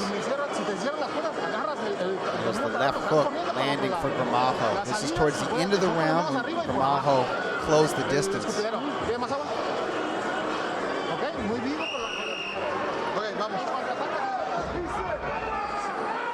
Lukey Boxing checking in. I think he's in the Bay Area. So Ruiz battle testing. He fought Bruno Escalante and Oscar Vasquez in recent years. So he knows he can go through the storm. So the experience definitely on the southpaw side. A big test for Rafael Gramajo with the record of 9-1-2 in the white trunks. And the fact that this fight is scheduled for 8 rounds and not 6 rounds, I think that's an advantage for Ruiz. You heard the corner of Gramajo tell him to keep his hands up. He's doing a good job of that, and I think, you know, in the second round, Gramajo felt that he was safe just standing in front of Ruiz because he was picking the punches off, he was catching the punches on the gloves, but you got to throw back because even if you're catching all the punches on the gloves, you create the impression that you're being outworked for the judges. The judges can't see all those punches, and some of them are getting through. So you can't just hold your hands up. You gotta get under those punches. You gotta slip shots. You gotta move your head and upper body. Last time Gramajo was in the ring, a draw in Tucson in November of last year, the Casino del Sol on the Golden Boy and ESPN show. Gramajo went he had the draw with Germán Meraz, who had a record of 58-45. That guy's been around more than 100 pro bouts. And he is tough, but you should beat him. And Gramajo didn't do enough, and right now it is Ruiz who's bringing it. Gramajo's throwing, but he's missing. He gets hit with that left. Now Gramajo against the ropes halfway through the third round. And that's what Ruiz does, put together a combination.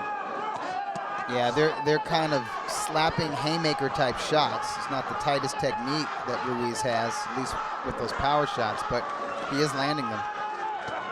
And in a 6-round bout, it would make a difference. 8 rounds though, he can go and build on those scorecards. That's true. And the 8-round distance, if the fight gets to that point, I think it will. Gramajo usually does go the distance. He's not a knockout puncher. Only 2 KOs for Gramajo. Right. This will test his stamina. This will be a test for his conditioning. Mike Brown watching us.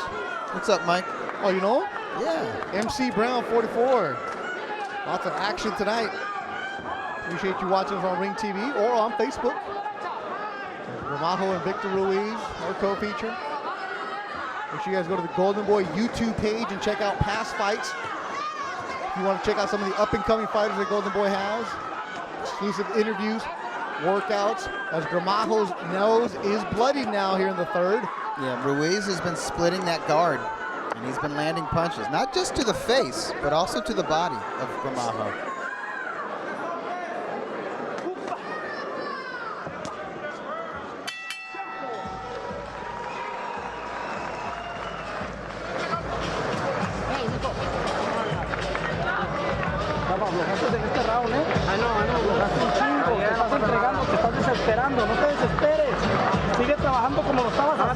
Keep working like the way you were. Don't wait.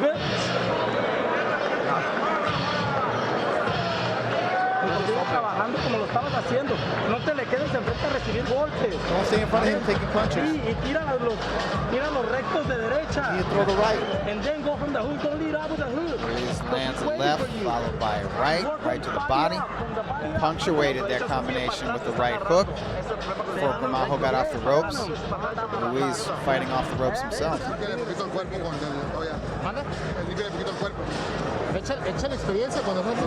Use your experience against him. It gets tight.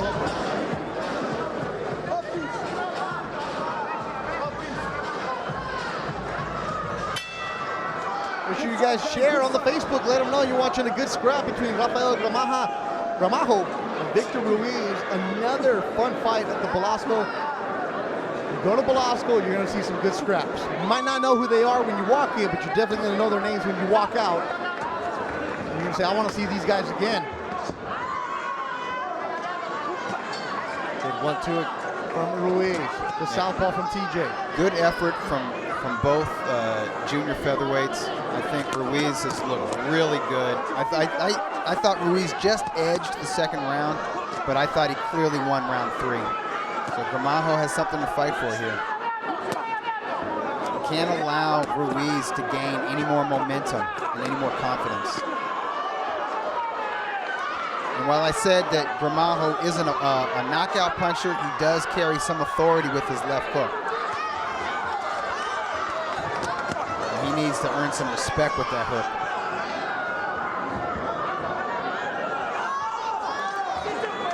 We're seeing more pressure from Gramajo. The nose is still bleeding. You have to wonder if that's beginning to bother the breathing or hamper the breathing of Gramajo. And of course, that can affect a fighter's stamina. Gramajo turned pro in 2012. He took a 3-year break. As you said, issues in Kansas. They get family life together. Boxing wasn't a priority. Decided to move to Los Angeles. Found the Salcedo brothers from Westside Boxing on Facebook. Told them I'm coming out. I fight at 118, 122. They said he shows up to Westside with his family, nowhere to live, and he weighed 175 pounds. So for the first year, basically lost all the fat. Then he got in. Started seeing him on Golden Boy shows. Didn't sign with the promotional company, but he started fighting on their card in 2015. And we've seen him a lot at the Belasco, Fancy Springs, on the undercard. The first time he's been a co-main. He's getting tested against Victor Ruiz. He's actually having Gramajo's having a pretty good round. Good round 4, and he needed to do something. And you know what I like? He's putting pressure, and that is his fighting style. And he's getting low as he marches forward. He's getting low and getting under the punches of Ruiz. And once he's in range, he's able to land that compact hook and also work the body of Ruiz. And he needed to make something like that happen because, like I said, I scored rounds 2 and 3 for Ruiz, and Ruiz put some punishment on Gramajo in round 3. So it's some payback time for Gramajo in round 4. Gramajo against the ropes. Mouth open, bleeding. A lot of work for him in this round. Wasn't enough to take it. Yeah, I think Gramajo's lungs are burning right now because he's worked very hard. He's got to be careful and not allow Ruiz to steal that round, but I thought Gramajo did enough to win round 4. So I have an even contest right now. Good scrap breaking out.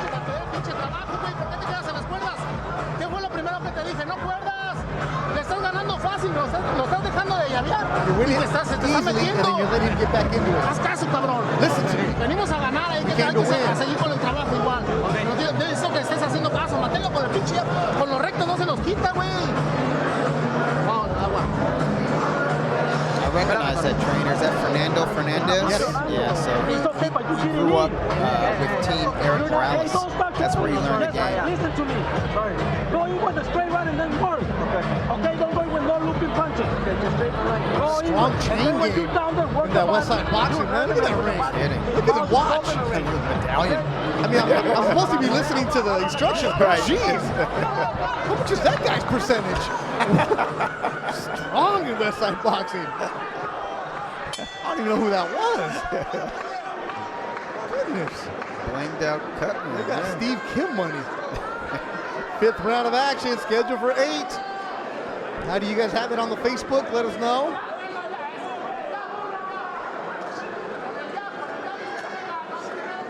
mentioned Ruiz corner learned it from Morales, huh? Zona Norte boxing? Yes. Oof. Body shot from Gramajo, but both corners yelling at their fighters for not listening to them, for not listening to instructions. Well, there's a sense of urgency in both corners because the fight is up for grabs. And they want their fighters to follow the game plan in order to seize control of this bout. And I think Gramajo is at his best when he's applying pressure and when he can get Ruiz's back against the ropes, which is what he's doing right now. As Ruiz sticks his tongue out after moving around, weaving. It looks like Ruiz is trying to toy with Rafael Gramajo, who's trying to lock in and be serious right now.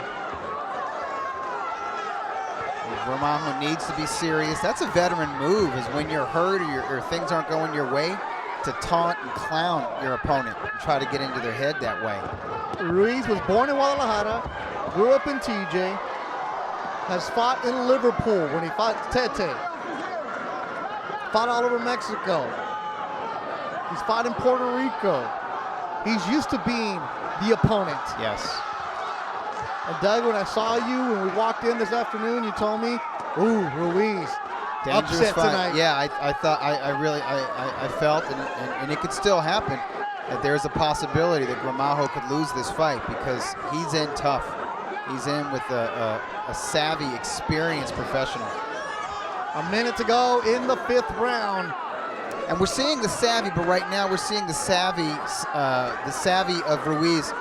Just keep him upright, keep him from being overwhelmed from Gramajo. But Ruiz is definitely losing this round because he's giving ground too much.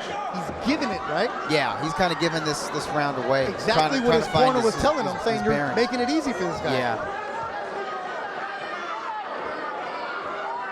But we got to give Gramajo credit because Gramajo is taking the initiative. He's pushing the envelope. He's stepping forward. He's fighting through some pain. You know, he was dealing with a bloody nose in previous rounds. He's been hit to the body hard by Ruiz.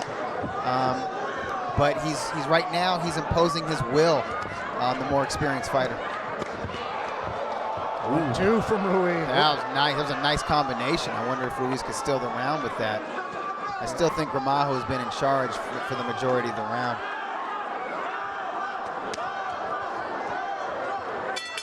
Tight one between Gramajo and Ruiz.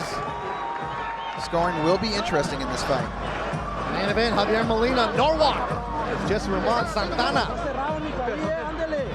Hey, when you throw that straight right, he doesn't know what to do. He doesn't know what to do. So let's keep working the straight right. Everything after that. Everything after that, okay?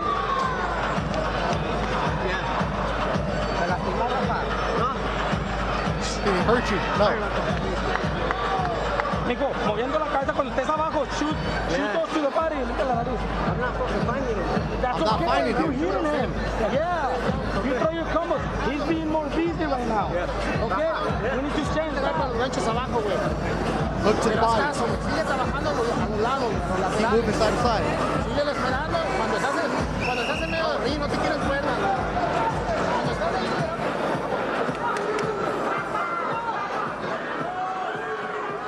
Tough test for Rafael Gramajo against Tijuana's Victor Ruiz, the southpaw. Bethel Grand's Doug Fisher, Velasco Theater, downtown LA. Another action-packed card from the LA Fight Club. So Fernandez wants more lateral movement from Ruiz. Yeah, I thought Ruiz was moving straight back, or in some cases stumbling back. He told him more lateral and then hit him with the hooks to the body. Yeah.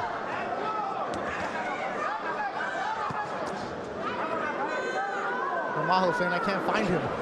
Right, Gramajo's corner keeps saying the straight right. They want the straight right, which you don't see a lot from Gramajo. This is Gramajo's style, though. He smothers you, he gets on you, he works the entire round. But against a fighter like Victor Ruiz, who has the experience, it's a lot tougher tonight.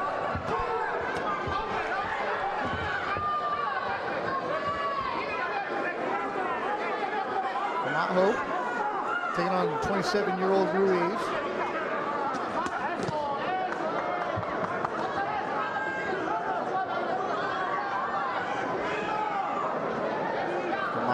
looking to block those body shots with his elbows. If he gets a little closer, he can block those shots and counter. But he's got to get within arm's reach. And if you look at the arms of Gramajo, they're not very rangy. No, they're not. That's why he's also been able to fight at 118. No cut, no cut.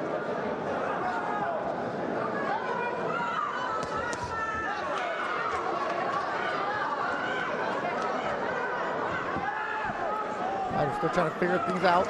The main event tonight, Javier Molina, Jessie Roman. June 8th, Verona, New York, ESPN. Diego De Loya, main event. June 14th, Mercito Hesta, Lito Manzanares, Fancy Springs in Indio. June 23rd at the Belasco on ESPN, Saturday night. Don't even ask for tickets. We don't have any for you. You got to go to goldenboytickets.com and buy them. I don't get any comps. Doug doesn't have comps. Or if you're on Facebook, maybe ask Oscar. He's going to tell you no, too. You do not want to miss Virgil Ortiz's main event debut. That'll be on ESPN. He takes on a former world champ. In his 10th pro fight. 10th pro fight. Taking on Juan Carlos Salgado, right? Oh, we were talking about wow. Virgil with a new trainer now, Robert Garcia. Training in Riverside. GoldenBoyTickets.com is where you want to go and get all your ticket needs. And get them now because it will sell out fast. Virgil brings a crowd. And brings a lot of people from Dallas, Texas. And then July 6th at the Belasco, it'll be Oscar Negrete in the main event.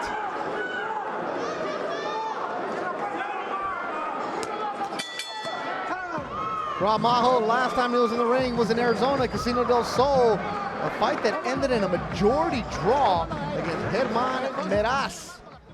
Veteran of over 100 pro fights.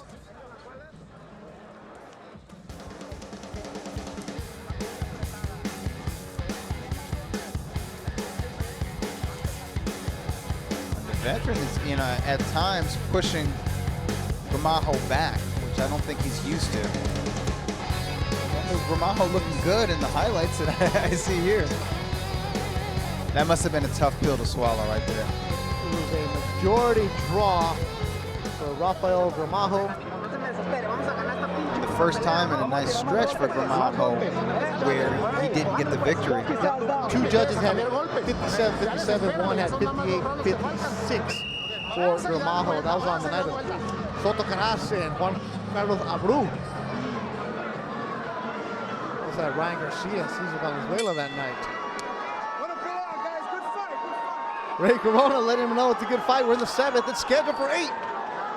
It is a good fight, and the previous round, not easy to score. Both guys had their moments. Neither guy was really letting their hands go. I think both guys need to step on the gas pedal a little bit in round 7 and 8 if they want to ensure a victory. Well, they need to step it on because Oscar's watching. I mean, somebody should tell them that. No, and I'm not being a smartass about this, but Oscar De Loya is actively involved in the way his fighters are brought in. He, along with Eric Gomez and Roberto Diaz. And one thing is, if you put on a show, he's going to find you. That's true. And that's the way it should be. And if you excite him, they'll move you fast. Ryan Garcia is exciting, got moved fast. Virgil Ortiz, exciting, moved fast. I always tell people, you never know who's watching where, even as a broadcaster. It's the 7th round. You can feel some of the tension with the Westside boxing crowd. Usually they are very loud and vocal. I think they realize that the fight is up for grabs, or maybe there's a possibility that their fighter is trailing a little bit on the official scorecards, and I think that's very possible. Which is why Gramajo's got to get those hands moving and get back to that pressure. The rounds that I scored decisively for Gramajo, particularly round 4, the first round and the 4th round, is when he was pushing Ruiz back. Another push down. That's the last time. No knockdown.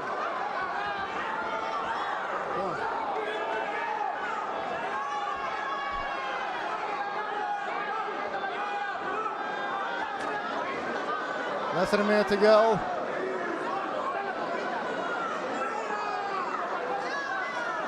It's been a good scrap back and forth between Rafael Gramajo, Victor Ruiz, Carranza City, Kansas, Tijuana, Mexico.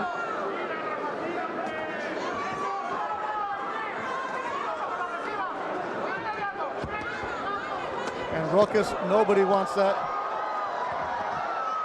There we go, picking it up with 30 seconds to go. Interesting to see what the judges will see because of the way that Ruiz tries to close out the round. Yeah. Oh, did he caught him. He caught him right there as Ruiz walked into one. Man, Gramajo needed that knockdown. That's huge. I thought he was on his way to losing that round. He needed that. I need to see the replay. I didn't see the punch that clipped Ruiz. Ruiz is pissed off about that. Yes, he is. Gets caught at the end. Look how upset Ruiz is. He knew he was in control of the majority of that round and probably had it won on the official scorecards. And I guess he got careless, didn't see something, and goes down. And to be honest, I thought it was a slip in real time. So I'm interested in seeing a replay of the punch that caught the Tijuana fighter. Tijuana fighter lands a sweeping left, falls just short of a left, dips down, tries to come up with the left, misses, and just gets kind of a tapping jab. Right on the ear. I think his lead foot slipped maybe on the Tecate advertisement in that corner. It goes down as a knockdown in the 7th. He got hit on the ear, but it looked like Ruiz had his foot in front of him. Yeah, Ruiz was off balance. No, that's not it. That's not that was earlier. Yeah, that was a push down. Yep. Here he lands, he misses with the follow-ups, boom. Yeah, it's kind of like he slipped, but it was because of a punch. The punch tipped him over there. Regardless, though, he went down. 8th and final round. Velasco Theater in downtown Los Angeles. Rafael Gramajo credited with a knockdown in the 7th. You know Could what? that be the difference in the fight? The nature of that round, I thought Ruiz was winning that round, and it was, kind of an iffy knockdown, kind of an off-balance flash knockdown for Ruiz. I scored it for Gramajo, but 10-9. And that low blow goes against Gramajo. Well, he better hope he doesn't lose a point. Hey, Kurt. No revenge, okay? Stay right there. No revenge. No more chances. I know. No more chances, all right? We frown on that. Ooh, that was low, though. Oh, hit him in the 8-ball.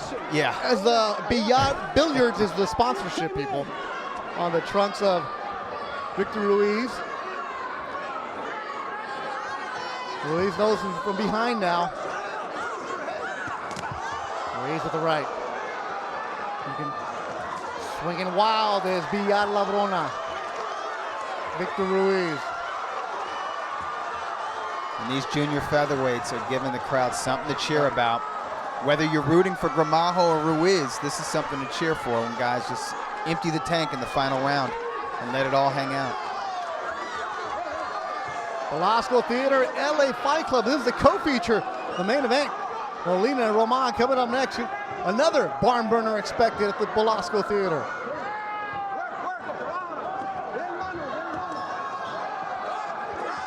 Ruiz has been here before, though. Will the experience help him out? As you can see, he's trying to swing for the fences after his glove touched the canvas in the 7th. This is the first time Gramajo has been in round 8. This is where running the Culver City stairs, the track workout at Dorsey High, early mornings where your lungs are burning, just like you do, Doug, at Santa Monica on Sundays. You got to train your body to deal with that fatigue. Especially fighters, because they deal with the athletic fatigue, but also the physical punishment of taking punches. As Gramajo has had a tough one from the opening bell. Is easily his toughest fight of his career. We've seen all his fights since 2015. And Ruiz is such a veteran. He knows when there's 1 minute left in the round, he starts to stand his ground a little bit. When there's 30 seconds, he lets his hands go. He understands the art of stealing a round. And he also understands the importance of finishing strong.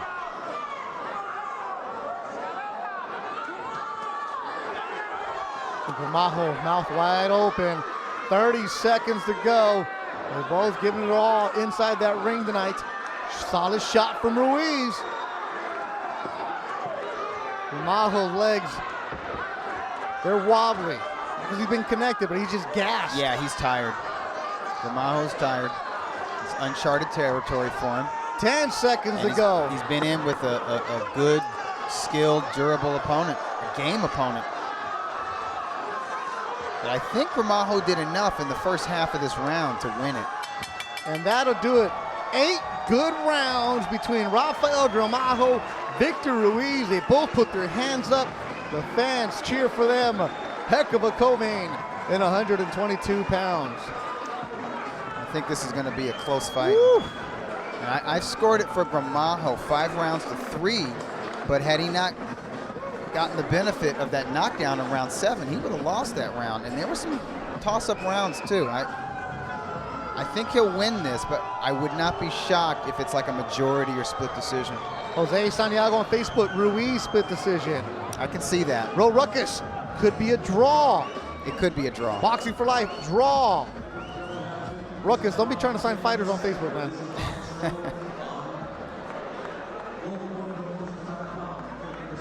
Cecil Darren, both guys get the win.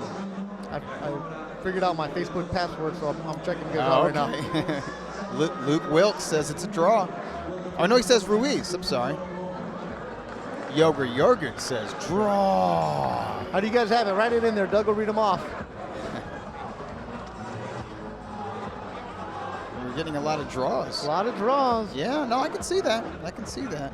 That's the score. That's what I would have had I scored round 7 for Ruiz, and I was just about to do that until that knockdown. Gramajo 9-1-2. Victor Ruiz 21-8. Tell you what, it's never easy for Gramajo. The majority seem on Facebook is a draw. Make sure you guys share as the main event coming up next. Javier Molina, Jessie Roman. Cecil Darren says, hey Dougie, it's a draw. Okay.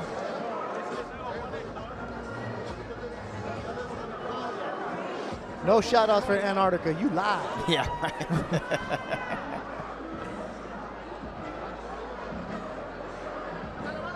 Cecil Darren, I just gave you a shout out, man. Angel, Brody Martinez says draw. Enrique Marquez says draw. We'll see. What are we looking at right here? Highlights from this 8-round scrap. Gramajo and Victor Ruiz. Gramajo landing punches when he steps forward. Combate, tenemos la decisión de los jueces, pero fuerte el aplauso, por favor, para Ruiz y Gramajo. Let's hear a big round of applause for these two warriors tonight. El juez, Judge Rudy Barragán, scores it 78-73, 78-73. And judges Carla Kais and Jerry Cantu had the same scores of 76-75. Estos dos últimos jueces coinciden con sus tarjetas 76-75. For your winner by the way of unanimous decision, su ganador por la vía de la decisión unánime. LA, California, el Rafael Gramajo.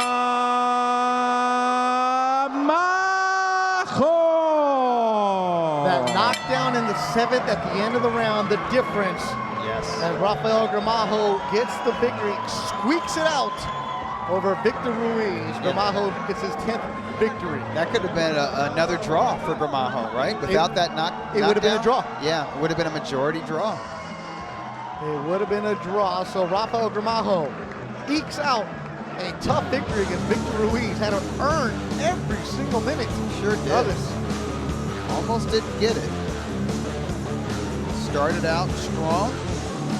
Nice shots to the body. His left hook, his best punch of the night, even though his corner was begging him to drop that straight right. Not easy against Ruiz. Ruiz was dangerous whether he was coming forward, fighting off the ropes, or even moving side to side. See the ring savvy of Ruiz. And there's the knockdown.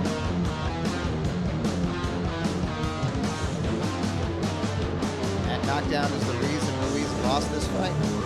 Could have been a draw.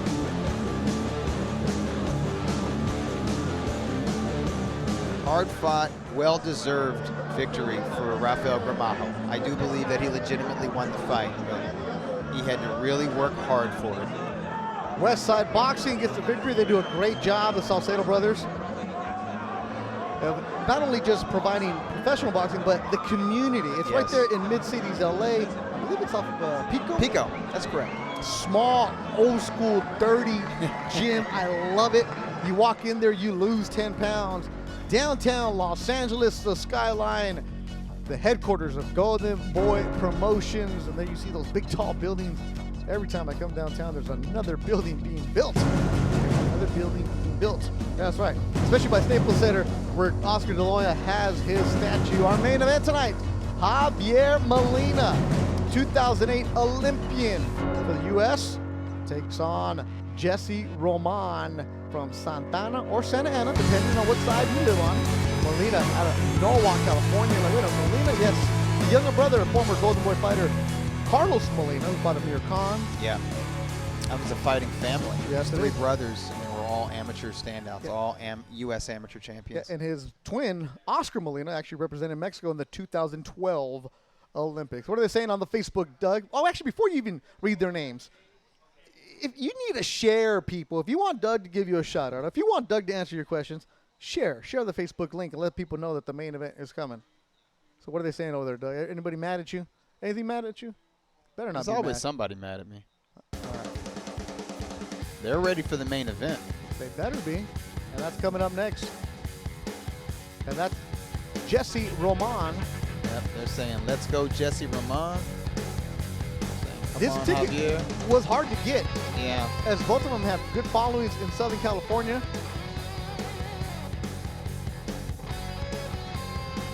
And Velasco doesn't hold that many people, so it's standing room only. That was from the open media workout.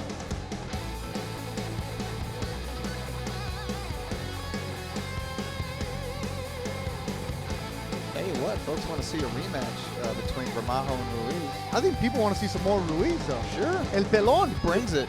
No, they like him. They like Pelon. He actually came in at 120 to Pelon. So he'll probably make 118, 122, depending on what he wants to do. Yeah, he's probably at his best at 118. It's pretty big for a bantamweight. Yeah, he already fought Oscar Negrete. That was at 118. And this is Jessie Roman, and right here is Javier Molina. Pretty tall. He was tall for a welterweight. Yep. He's even taller for a junior welterweight. He seemed to make weight okay, which was a surprise to a lot of boxing insiders because he's been out of the ring for almost 2.5 years, right? Yeah, we had him on the Golden Boy live radio show on Dash, heard Monday through Fridays, myself and Jessica Ruiz, and I had him on the phone, and he was telling us, well, he's had 3 hand injuries that really hurt him. That's plagued his entire career. Yeah, and there was promotional issues that he said when you had a hand injury, he's like, I wasn't the most disciplined. So the weight would fluctuate. So I'd go to 147, struggle to make it because between fights, he was blowing up in weight. And he's like, I was younger and I thought the weight would come off. And now he's has kids, family man. He said, I'm disciplined now. So he's matured. Matured and realizing that it's his last shot to go and put on a show. And that'll be our main event coming up next. Javier Molina, Jessie Roman. Neither of them with Golden Boy, but both of them have a chance to put on a show. Maybe not win a contract, but maybe take on a Golden Boy fighter next.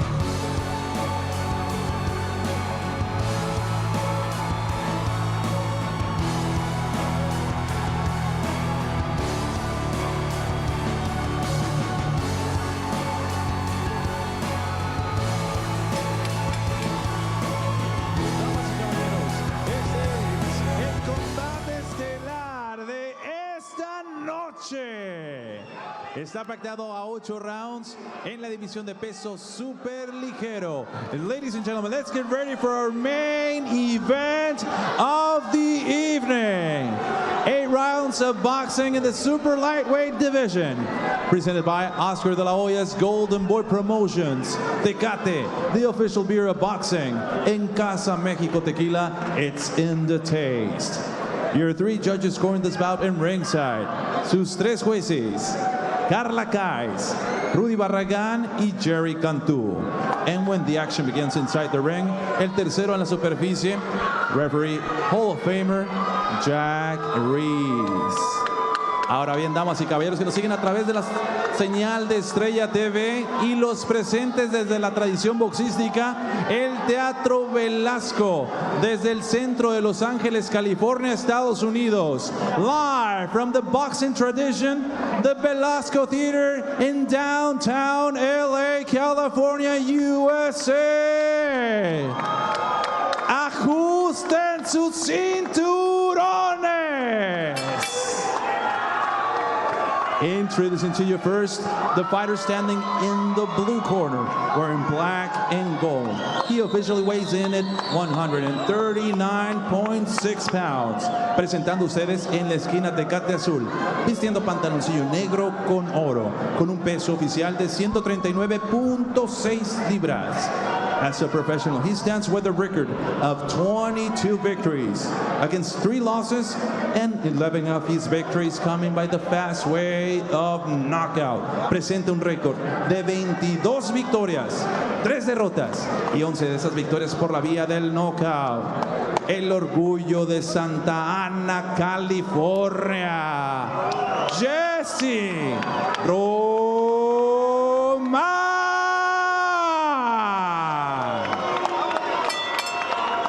and his opponent across the ring is standing in the red corner, wearing white and black. The official weight, 139.8 pounds. Y su rival en la esquina Tecate Roja, vistiendo pantaloncillo blanco con negro, con un peso de 139.8 libras.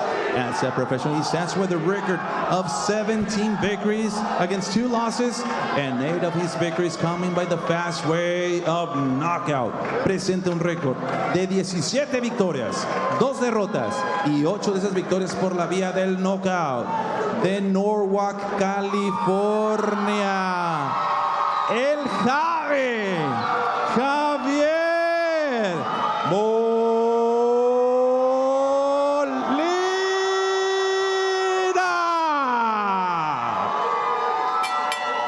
And here's with the final instructions con las indicaciones finales, Jack Ruiz. These are good. These are right at the line. I'm going to let them work in here. I gave you guys both instructions. I just want to remind you, please listen. Follow my directions at all times. Fight hard, fight clean, protect yourself at all times. Good luck. Jack Ruiz, third man in the ring. Let's look at the tail of the tape for our main event tonight. These guys match up very well. Roman is just 1 year younger. He's a half-inch taller. Javier Molina has a very slight reach advantage, 1 inch. We are underway. Javier Molina going old school black and white. Jessie Roman, black and gold. These two know each other from the amateurs. They know each other from the Southern California boxing scene.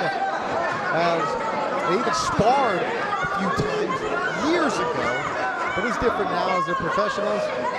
And the look of Javier Molina, a man who is now locked in and focused. It's amazing when you dedicate yourself fully to the sport of boxing, Greg. His hands look faster than I'm used to seeing them, and I've never seen his body this slim looking. Sometimes that can be a bad thing. Sometimes light is right, sometimes light ain't right for a prize fighter. It depends on the stage of his career and how old he or she is. So we'll see. I mean, we'll find out as this fight progresses whether or not coming down in weight was a good thing for Molina at this stage of his career. Molina said at 147, he felt good, but he could tell guys were just bigger, especially on the second day after the weigh-ins. There was a clash of heads, and he knew he had to be disciplined. So he hasn't fought since January of 2016 when he lost to Jamal James. A good prospect. He only has one loss now. You need a second or two. That was at Club Nokia in Los Angeles. Went 10 rounds. Guys. He said that wasn't for him. So what he did, another hand injury, Molina did, was he and his corner said 140 is where we got to be. So a few months ago, they did an entire camp training for 140.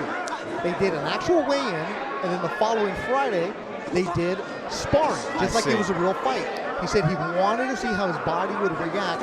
He said after doing that, realizing he didn't suffer for 140, realizing he felt good the following day, sparring 10 good rounds. Right. He's like, I belong at 140. That's smart. And that's what he did. You don't want to find out for sure on fight night how your body's going to react the day after, making a weight that you haven't made in several years, and not at all during his professional career. That's pretty smart. That's exactly what he said on Golden Boy Live radio show Monday through Friday on Dash, 7 to 10. And the way he sounded, he had him the day before the weigh-in. He was lucid, he had energy, he was talking, and he came in and weighed 139.8. Dedication, huh? What a difference. Jessie Roman coming off a couple of victories at Thompson boxing shows in Ontario. Molina said he was always in the gym, trains at Maywood. That's where Charles Huerta's at. Yeah, and I saw Charles Huerta's father, Mando, in Molina's corner. These two know each other very well. They know what to expect. And they know there's a lot on the line tonight. Jessie Roman, nicknamed Mr. Incredible. He seems to have the stronger physique of the two. I'm just looking at their upper body.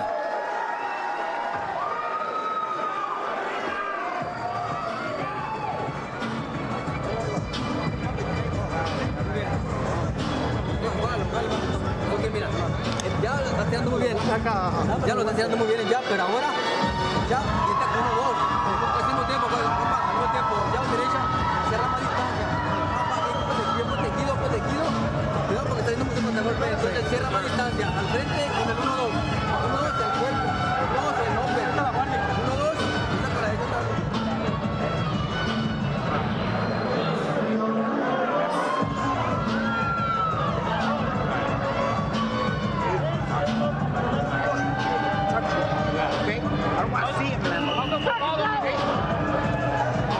Quality corners, former world champion Daniel Ponce de Leon, who normally works the broadcast in Spanish for Estrella TV, took off his tie, probably took off the makeup too, and he's working the corner right now. Of course, Molina has a strong corner. Maywood, he mentioned Huerta in there. Yeah, and I used to watch Daniel Ponce de Leon spar and train at the Maywood Boxing Club. And, you know, obviously he was known for his punching power and his heart. And he was viewed as a crude slugger because he had a very awkward style. But he was a Mexican Olympian. Yep. Had a decorated amateur career, and he's actually very smart. And so I have to view him as an asset in Roman's corner. Now with Molina, he's got that upbringing of growing up in a boxing family, being an amateur standout. He was a U.S. national amateur champion at age 17. So he was a precocious talent. before he turned professional. Yeah, there was actually a documentary on the Molina brothers, Born and Bred, that was on Netflix for a while. Now it's on Amazon, that followed them from the age of 14. He and his brothers, they were trying to get to the Olympics. This one right here, Javier, made it 2008.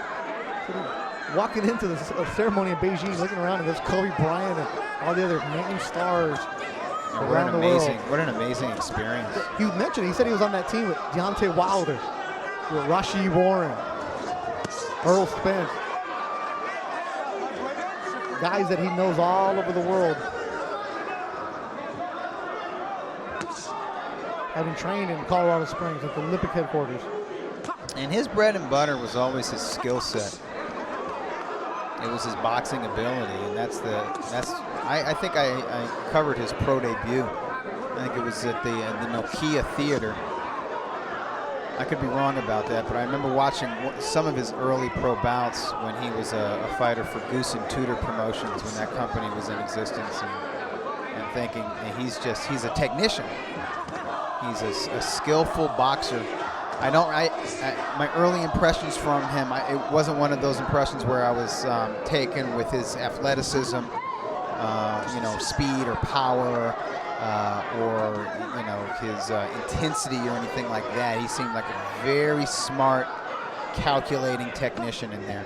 You always wonder why guys go to the Olympics, the fanfare, and things don't work out for them. Injuries, discipline, promotions. At the end of the day, though, you can blame other people, but as he said, you got to be the one in the ring doing the work. You got to be the one focusing on waking up at 5 o'clock. How many Olympics or how many guys with a lot of pedigree as amateurs don't make it? Frankie Gomez. Right. I mean, we can go and name so many. Sure. Bojados. Yeah. Bojado was an Olympian. Especially the Southern California scene. Yeah, I remember a guy named Marshall Martinez. Wow. Who was a top amateur. And could have. He was actually supposed to be on the U.S. Olympic squad. I remember that name. And he was kicked off the team for forging checks or something, passing around bad like checks. That, yeah. And he never panned out because he really wasn't committed to the sport. Some guys get a bonus and they don't show up, and you have other fighters like Oscar Valdez, Joseph Diaz, Olympians who they lock in even more as their professionals.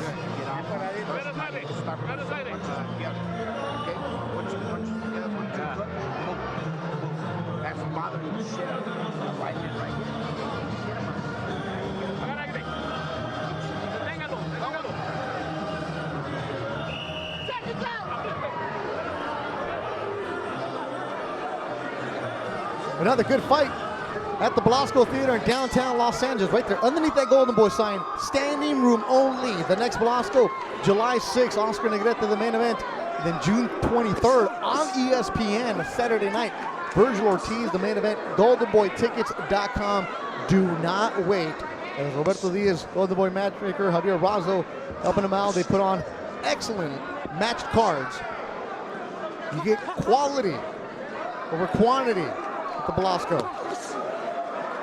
Physically speaking, these guys have the same body dimensions. They're basically the same height, the same reach. But just looking at their bodies, doesn't Roman seem to be the more solid of the two, or at least appear physically stronger, just looking at his shoulders, his arms, his back, his thighs? You would think it would behoove him to have a more physical style, or to be working his way in closer to where he can make this a more physical contest against Molina. Speaking of Olympians, 1992 gold medalist Oscar De La Hoya, watching on Facebook. Gracias, Patron. Molina needs to throw more punches. Roman needs to work the body. That's what he has after two. Beth Durant, Doug Fisher. I agree with Oscar. Also, Vanessa watching at the St. Sebastian Project. It's their sports award show tonight, Doug. They got the iPad. The junior high kids are watching the boxing, even though there's a DJ. So congratulations to everybody who won awards at the St. Sebastian Sports Project. A great job with Catholic organizations. Como siempre, saludos a nuestro buen amigo Juan José Vitela. Está arreglando la piscina, listo para el verano. El hombre del bigote, el cantante de Durango. Watching us right now. And Ro Ruckus on the Facebook. I see you monitoring. Good job. Make sure you guys share this main event. It's the third one, starting to pick up. First couple rounds, you knew it was going to be like this. They're going to fill each other out. They're going to respect each other.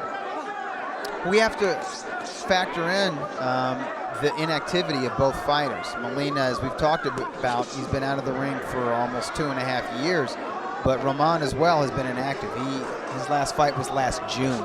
Yep. So we're talking about a year's worth of inactivity. They have to warm up gradually. But I do believe, it's not a 10-round bout, it's an 8-rounder. I do think that Roman, who's got kind of heavy feet, is not like a pressure fighter or one to cut the ring off. I think he needs to step up the level of aggression and as well as his punch output, because Molina is controlling the distance. That was a nice right hand from Roman just there. But he needs to be, when he gets in range, he needs to punch in combination because Molina is elusive in there. And right now I think the ring general, the guy in control of the tempo of the bout, is Molina. And it's based on that jab and his footwork. We're seeing touch glove. That's the round. Robert Serrano, you're in Hawaii watching these fights. Aloha, mahalo, and have a couple of Mai Tais, my man.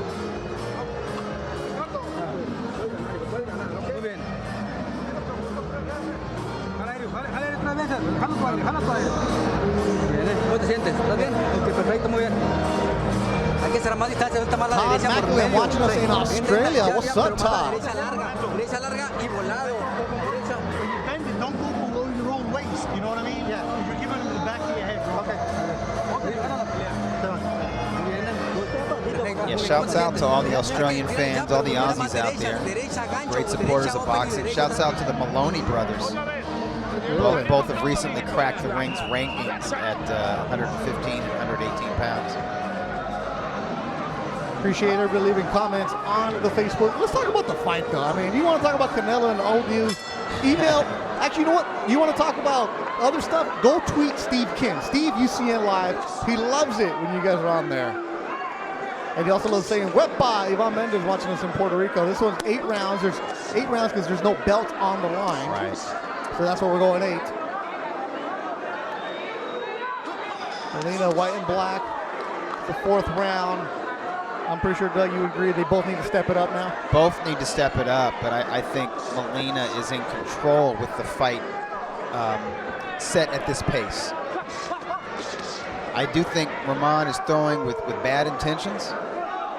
He's trying to land damaging punches, but he's just not in range to do so often enough to win these rounds. And one thing that Molina has that it always served him well, going back to his amateur days, is a jab. The taller fighter needs to throw that jab. But Doug, to answer your question, you were there for his his first professional fight for Molina. February 27th, March 2009, back when Golden Boy used to do shows at the Nokia, at Club Nokia. On that card, you had Sean Estrada. Speaking of Olympians. Oh, yeah. He was an Olympian who never panned out.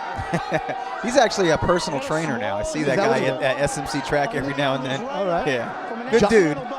John Molina Jr. was in that card. Yeah. Eddie Chambers, Samuel Peter was the main event. That was the main event, yep.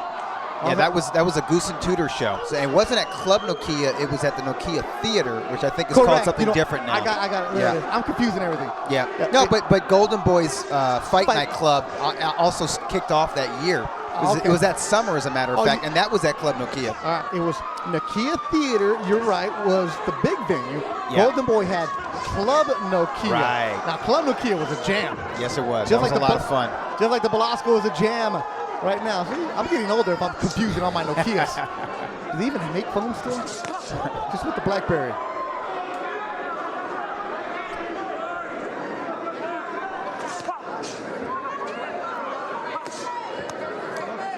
Less than a minute to go in the 4th round. Molina and Roman. Yo's Grimwald, yeah, we wild. We wild, we cool. Just appreciate you watching us in Seattle. That is a fast jab from Molina. Seeing some nice hand speed from Molina. He's starting to warm up because he's throwing more 1-2 combinations and trying to put those punches together. I'd like to see more body work from both men. Especially from Roman. He needs to figure out ways to slow Molina down and make him less mobile. And a body attack is a good way to go about doing that. And on the Facebook, Local Gringos, anybody laughed at any of the comments you've made? Just wondering, asking for a friend. As the 4th round winding down, how do you guys have it scored on Facebook, on the very unofficial scorecards? Good shot landed by Molina.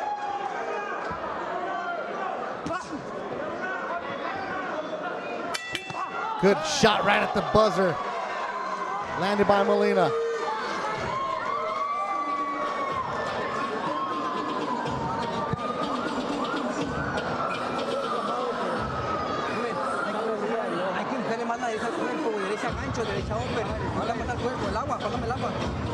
In the water. Breathe. Cierra más distancia, amigo. Hay que cerrar más distancia. Aquí ya lo que se va a tocar bien. Cierra los ojos. Buena vaselina. Muy bien, está muy bien todo, ¿eh? No está bien, pero tú vas a cuerpo. Derecha cuerpo, o filtro abajo, te hace la volada por arriba a la derecha, ¿eh? Muestra la cintura más. Go feint down low, come overhand right.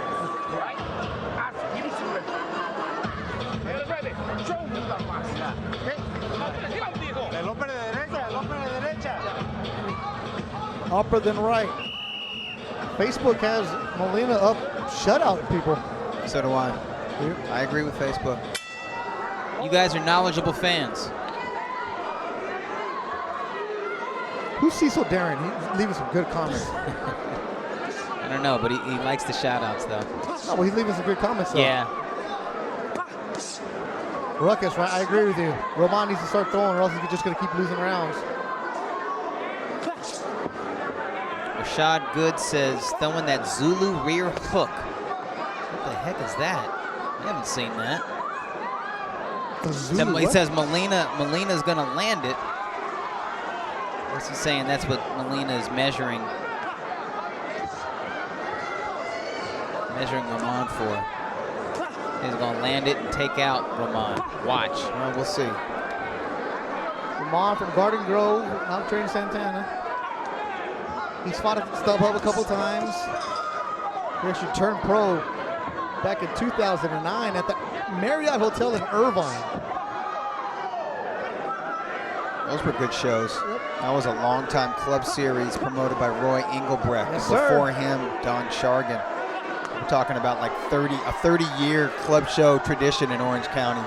Irvine Marriott. Warrior Week, Don Shargan? No, actually Don Frazier. Oh, Don Frazier. Sorry, that was a mistake. Yeah, Don Frazier. The legends of the sport of boxing. Get things done. Absolutely. You hear the Molina crowd. He's bringing all the 5'6" Norwalk with him halfway through the 5th.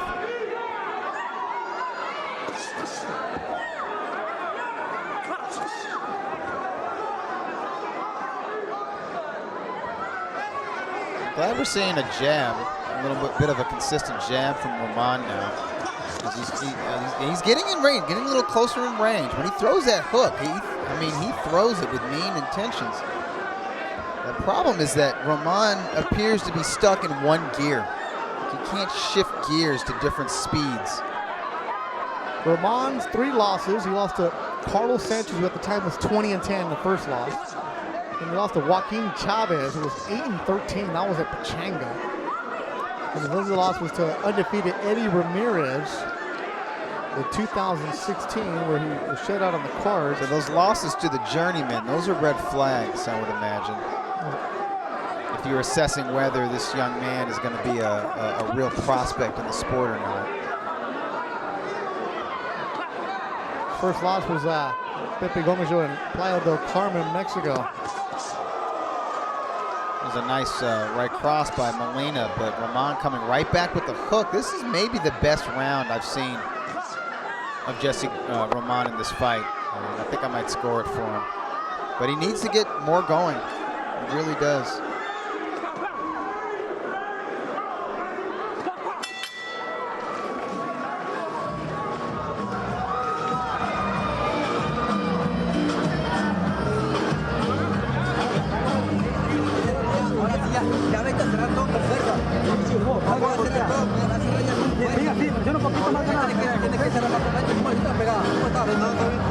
No le tanta distancia, ahorita vente no te tanto para los golpes cerraditos, al medio, todo al medio, ok. Vuelve por el medio, pero más porque está muy cerrado todo. Acá ahorita Robert me acaba de decir que tiene que ir a cerrar. La pelea está muy pareja. Ya tiene que vas a cerrar. Ponle vaselina.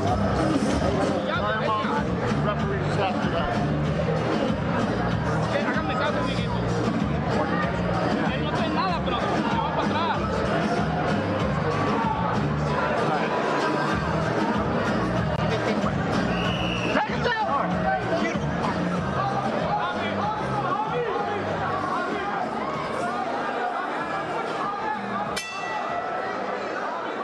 Javier Molina in the white and black.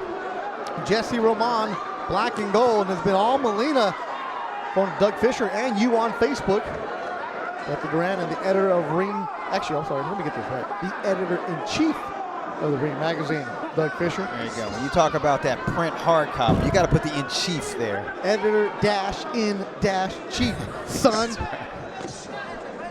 Make sure you get the Ring magazine, subscribe. It is a beautiful magazine. We love it when it comes every month. The photography is excellent. The layout. Do you have the most recent issue? Yeah. The one with the painting of the two heavyweights? I didn't even open it. I saw when you posted it. I didn't even open it. It's beautiful. Make sure you guys subscribe. I'm not saying that because I'm shilling. No, it's like legit.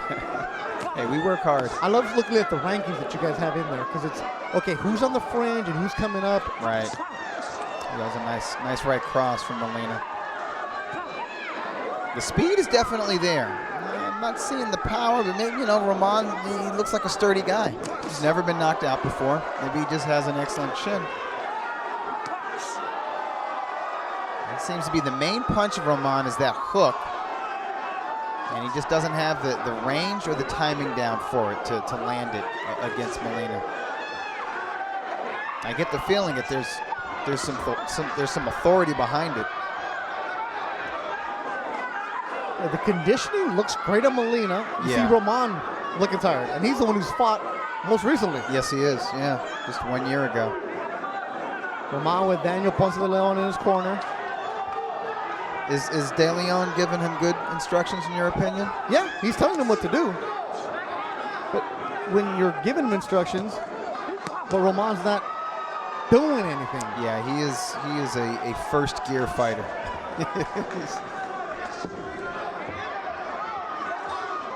He's not like lateral movement at all. It totally bothers. He's one of those guys. He has to have his feet set and his opponent right in front of him before he lets his hands go. And if you move on him, he constantly has to reset before he lets his hands go. And that's out of curiosity. That's a big limitation at the higher levels of boxing. Curiosity, and don't lie, local gringo. Where are you guys watching this out of the United States? We got people from Puerto Rico checking in, obviously Mexico.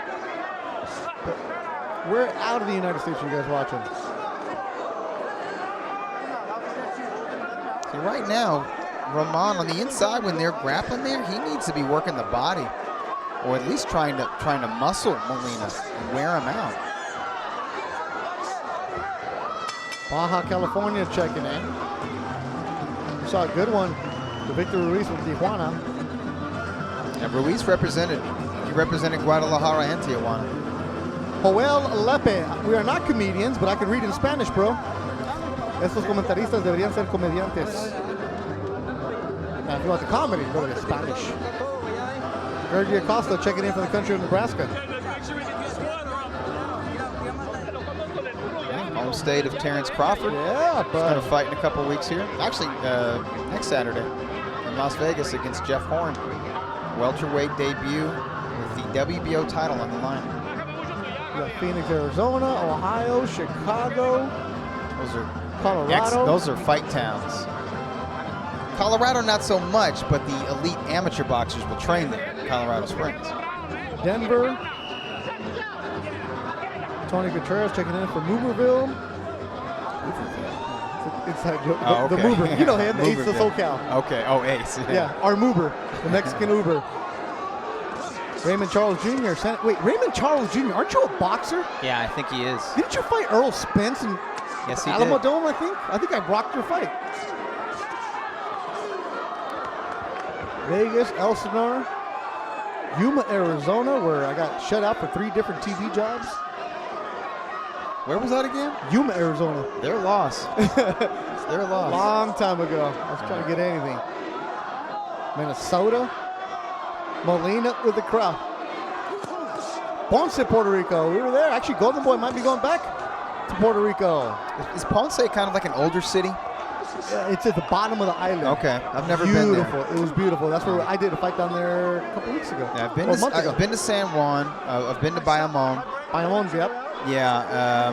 What's the other major town there? Caguas. Caguas. I don't know if I've been to Caguas. Yeah, Ponce was nice, right on the resort. It was pretty cool.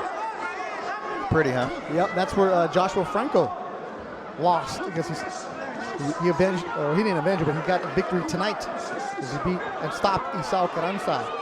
Opening up with Odessa, Texas, Joey Alday Jr. got the victory tonight. Yeah, Alday looks promising. Franco appears to have kept his form, suffered no ill effects from that first loss. And Gramajo and Ruiz gave us the fight of the night. Yep. People were still liking El Pelon, and that fight, unanimous decision in favor of Gramajo, which, thanks to a drop late in the 7th, where Ruiz got tangled up and went down. Yeah, those scorecards of 76-75, those are fair. Those are fair scorecards. You might say the other one maybe leaning a little bit towards Gramajo, but I'm okay with Gramajo winning that fight, and I would not mind seeing a rematch. I do not want to see a rematch of this fight right here, but I am impressed with Molina's form, given the fact that this is his first pro bout at a lighter weight class, and he's been off for 2.5 years. Not too shabby, Javier. The Marine, Jamel Herring, checking in. Jamel. One of my favorite follows for boxing on social media. And he had an excellent win on the undercard of Jorge Linares, Vasil Lomachenko at Madison Square Garden on May 12th. Away from each other. Glad to see him back in the ring. Barry Shields. Nobody cares we were on vacation. We weren't on vacation. We were working, man. And you're watching this fight. What's there to break down? Molina's dominating. Roman isn't throwing. That's the fight in its essence. Roman is not able to get off. Rokas, you don't work for Adidas, man. Don't act like you're a rep for them. Yeah, another way to encapsulate this match. Molina is outclassing Roman. 7 rounds in the books and they're shaking hands afterwards. No. Like, where's the urgency from Roman right now? Fight with some urgency, man. Fight with some pride. The guy working your corner always did, no matter what.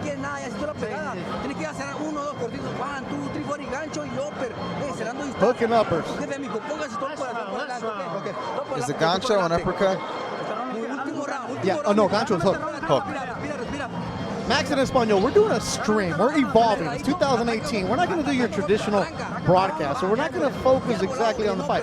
If this was is somebody complaining? If they want more blow-by-blow? There's no blows landed. Yeah, something's got to happen for us to comment on the fight. If this was a TV fight, we would be doing it completely different. Yeah. We're trying to interact with you. We're trying to have fun with you. Pero como dicen en español, siempre se están quejando todos. You're always crying. Yeah.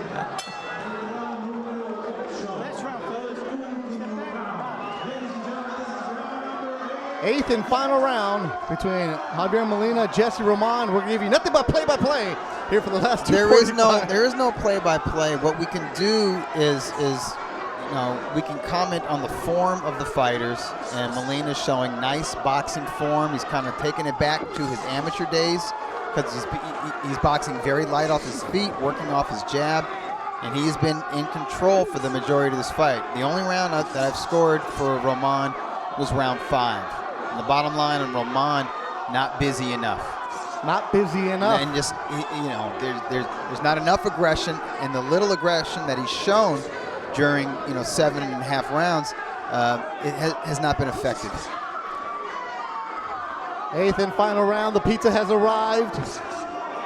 Roman, I don't know. Like, I was expecting Roman, because I've actually worked his last 2 fights at Thompson.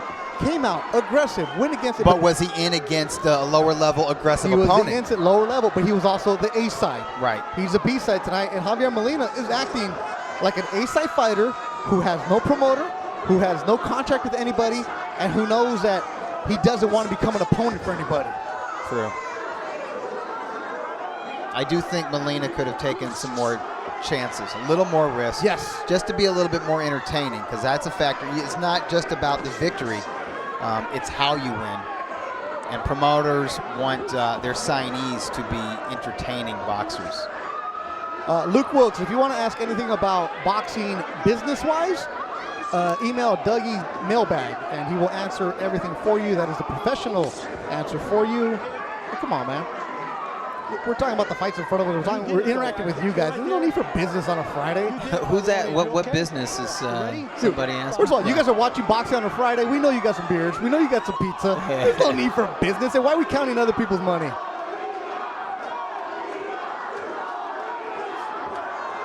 Roger Chapa, there's a pug in the lobby, dude. Go to the Golden Boy page. Emilio Sanchez brought his dog in, and I'm not. I'm scared of dogs, and we had a face down me and that the pug. Actually, go to my Instagram, Betavision. It's up there. You'll see. Yeah, I'm not. I'm not scared. I lost. 2-year layoff for Javier Molina, getting back into it. A lower division. Usually, guys after 2 years go up in weight. Molina controlled this fight from the opening bout. And thanks to everybody that watched us on the Facebook. I appreciate the commentary. Appreciate you guys sharing. The next Ring TV live show will be July 6th at the Velasco Theater. And Oscar Negrete will be the main event. El Colombiano will come on through the Tierra Alta.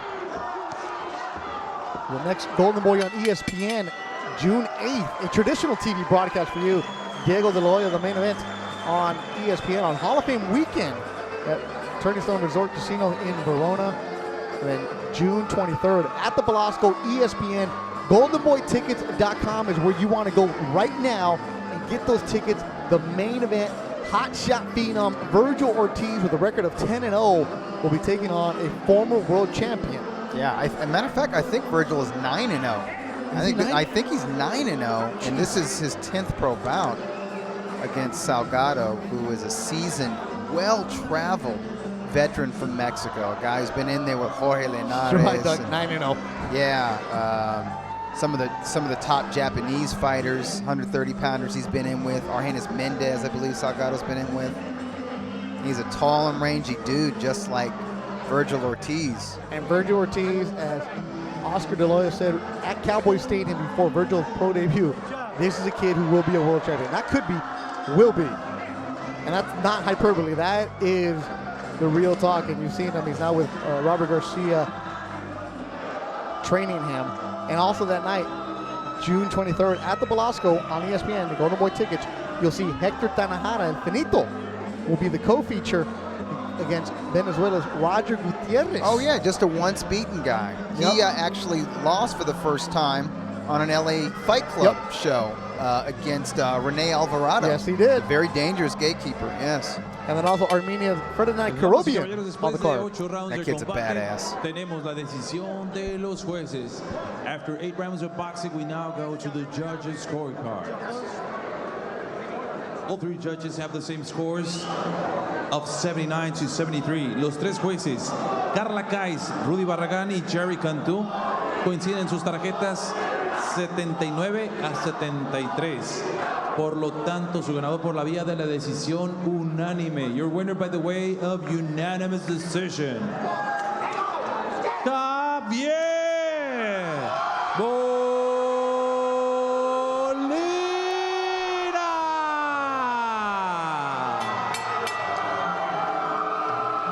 Javier Molina, first time finals in 2016, gets his 18th victory. Sweeps the cards against Jessie Roman, who falls at 22-4. Good scorecards. I saw it the same way. Just 1 round from Roman. So Molina just missed the shutout decision, but I liked his form. I like the speed. I like the boxing acumen that he showed off. There were some combinations, not as many as I'd like to see, but I think this was kind of a round about just getting back to his form, testing the waters a little further at 140 pounds. and just knocking off ring rust, which he did. And the reflexes were there. 140 pound, Golden Boy got some guys at 140. Javier Molina back against them. As Norwalk Kid does a good job representing the 5'6" card tonight. Joey Alde Jr. got the victory, unanimous decision. Joshua Franco, a TKO stoppage of Isao Carranza in the 5th. He's now 14-1. Rafael Gramajo eked out a victory over Victor Ruiz. Gramajo 10-1-2 out of Westside Boxing. And in the main event, Javier Molina decision. Jessie Molina now 18-2. Roman falls with 22-4. Thanks to everybody that watched on the Facebook, on ringtv.com, and all over the world, wherever you're at. The next Belasco will be July 6th. Oscar Negrete will be the main event. And the next Golden Boy on ESPN, June 8th at Verona. Diego De Loya, the main event. And do not hesitate, do not wait. June 23rd, right there in that ring, Virgil Ortiz representing Grand Prairie, Texas, and the Dallas area will be the main event. 9-0 going up in the main event against the former world champion Salgado. Should be a good one. The Santa Monica Pier is still open. Joshua Franco, the victory. Oh, another good show from the Belasco Theater. If you never had a chance to check out a club show, this is the one you want to go and see because it puts on a show, it's a vibe, and you see tomorrow stars tonight. For everybody involved with the Ring TV production, Luis, Will Wright, Executive Vice President David Tatro, Oscar De Loya, who's watching on Facebook. For my partner, Doug Fisher, I am Bethel Duran. Thank you for watching tonight. We will see you next time on Golden Boy.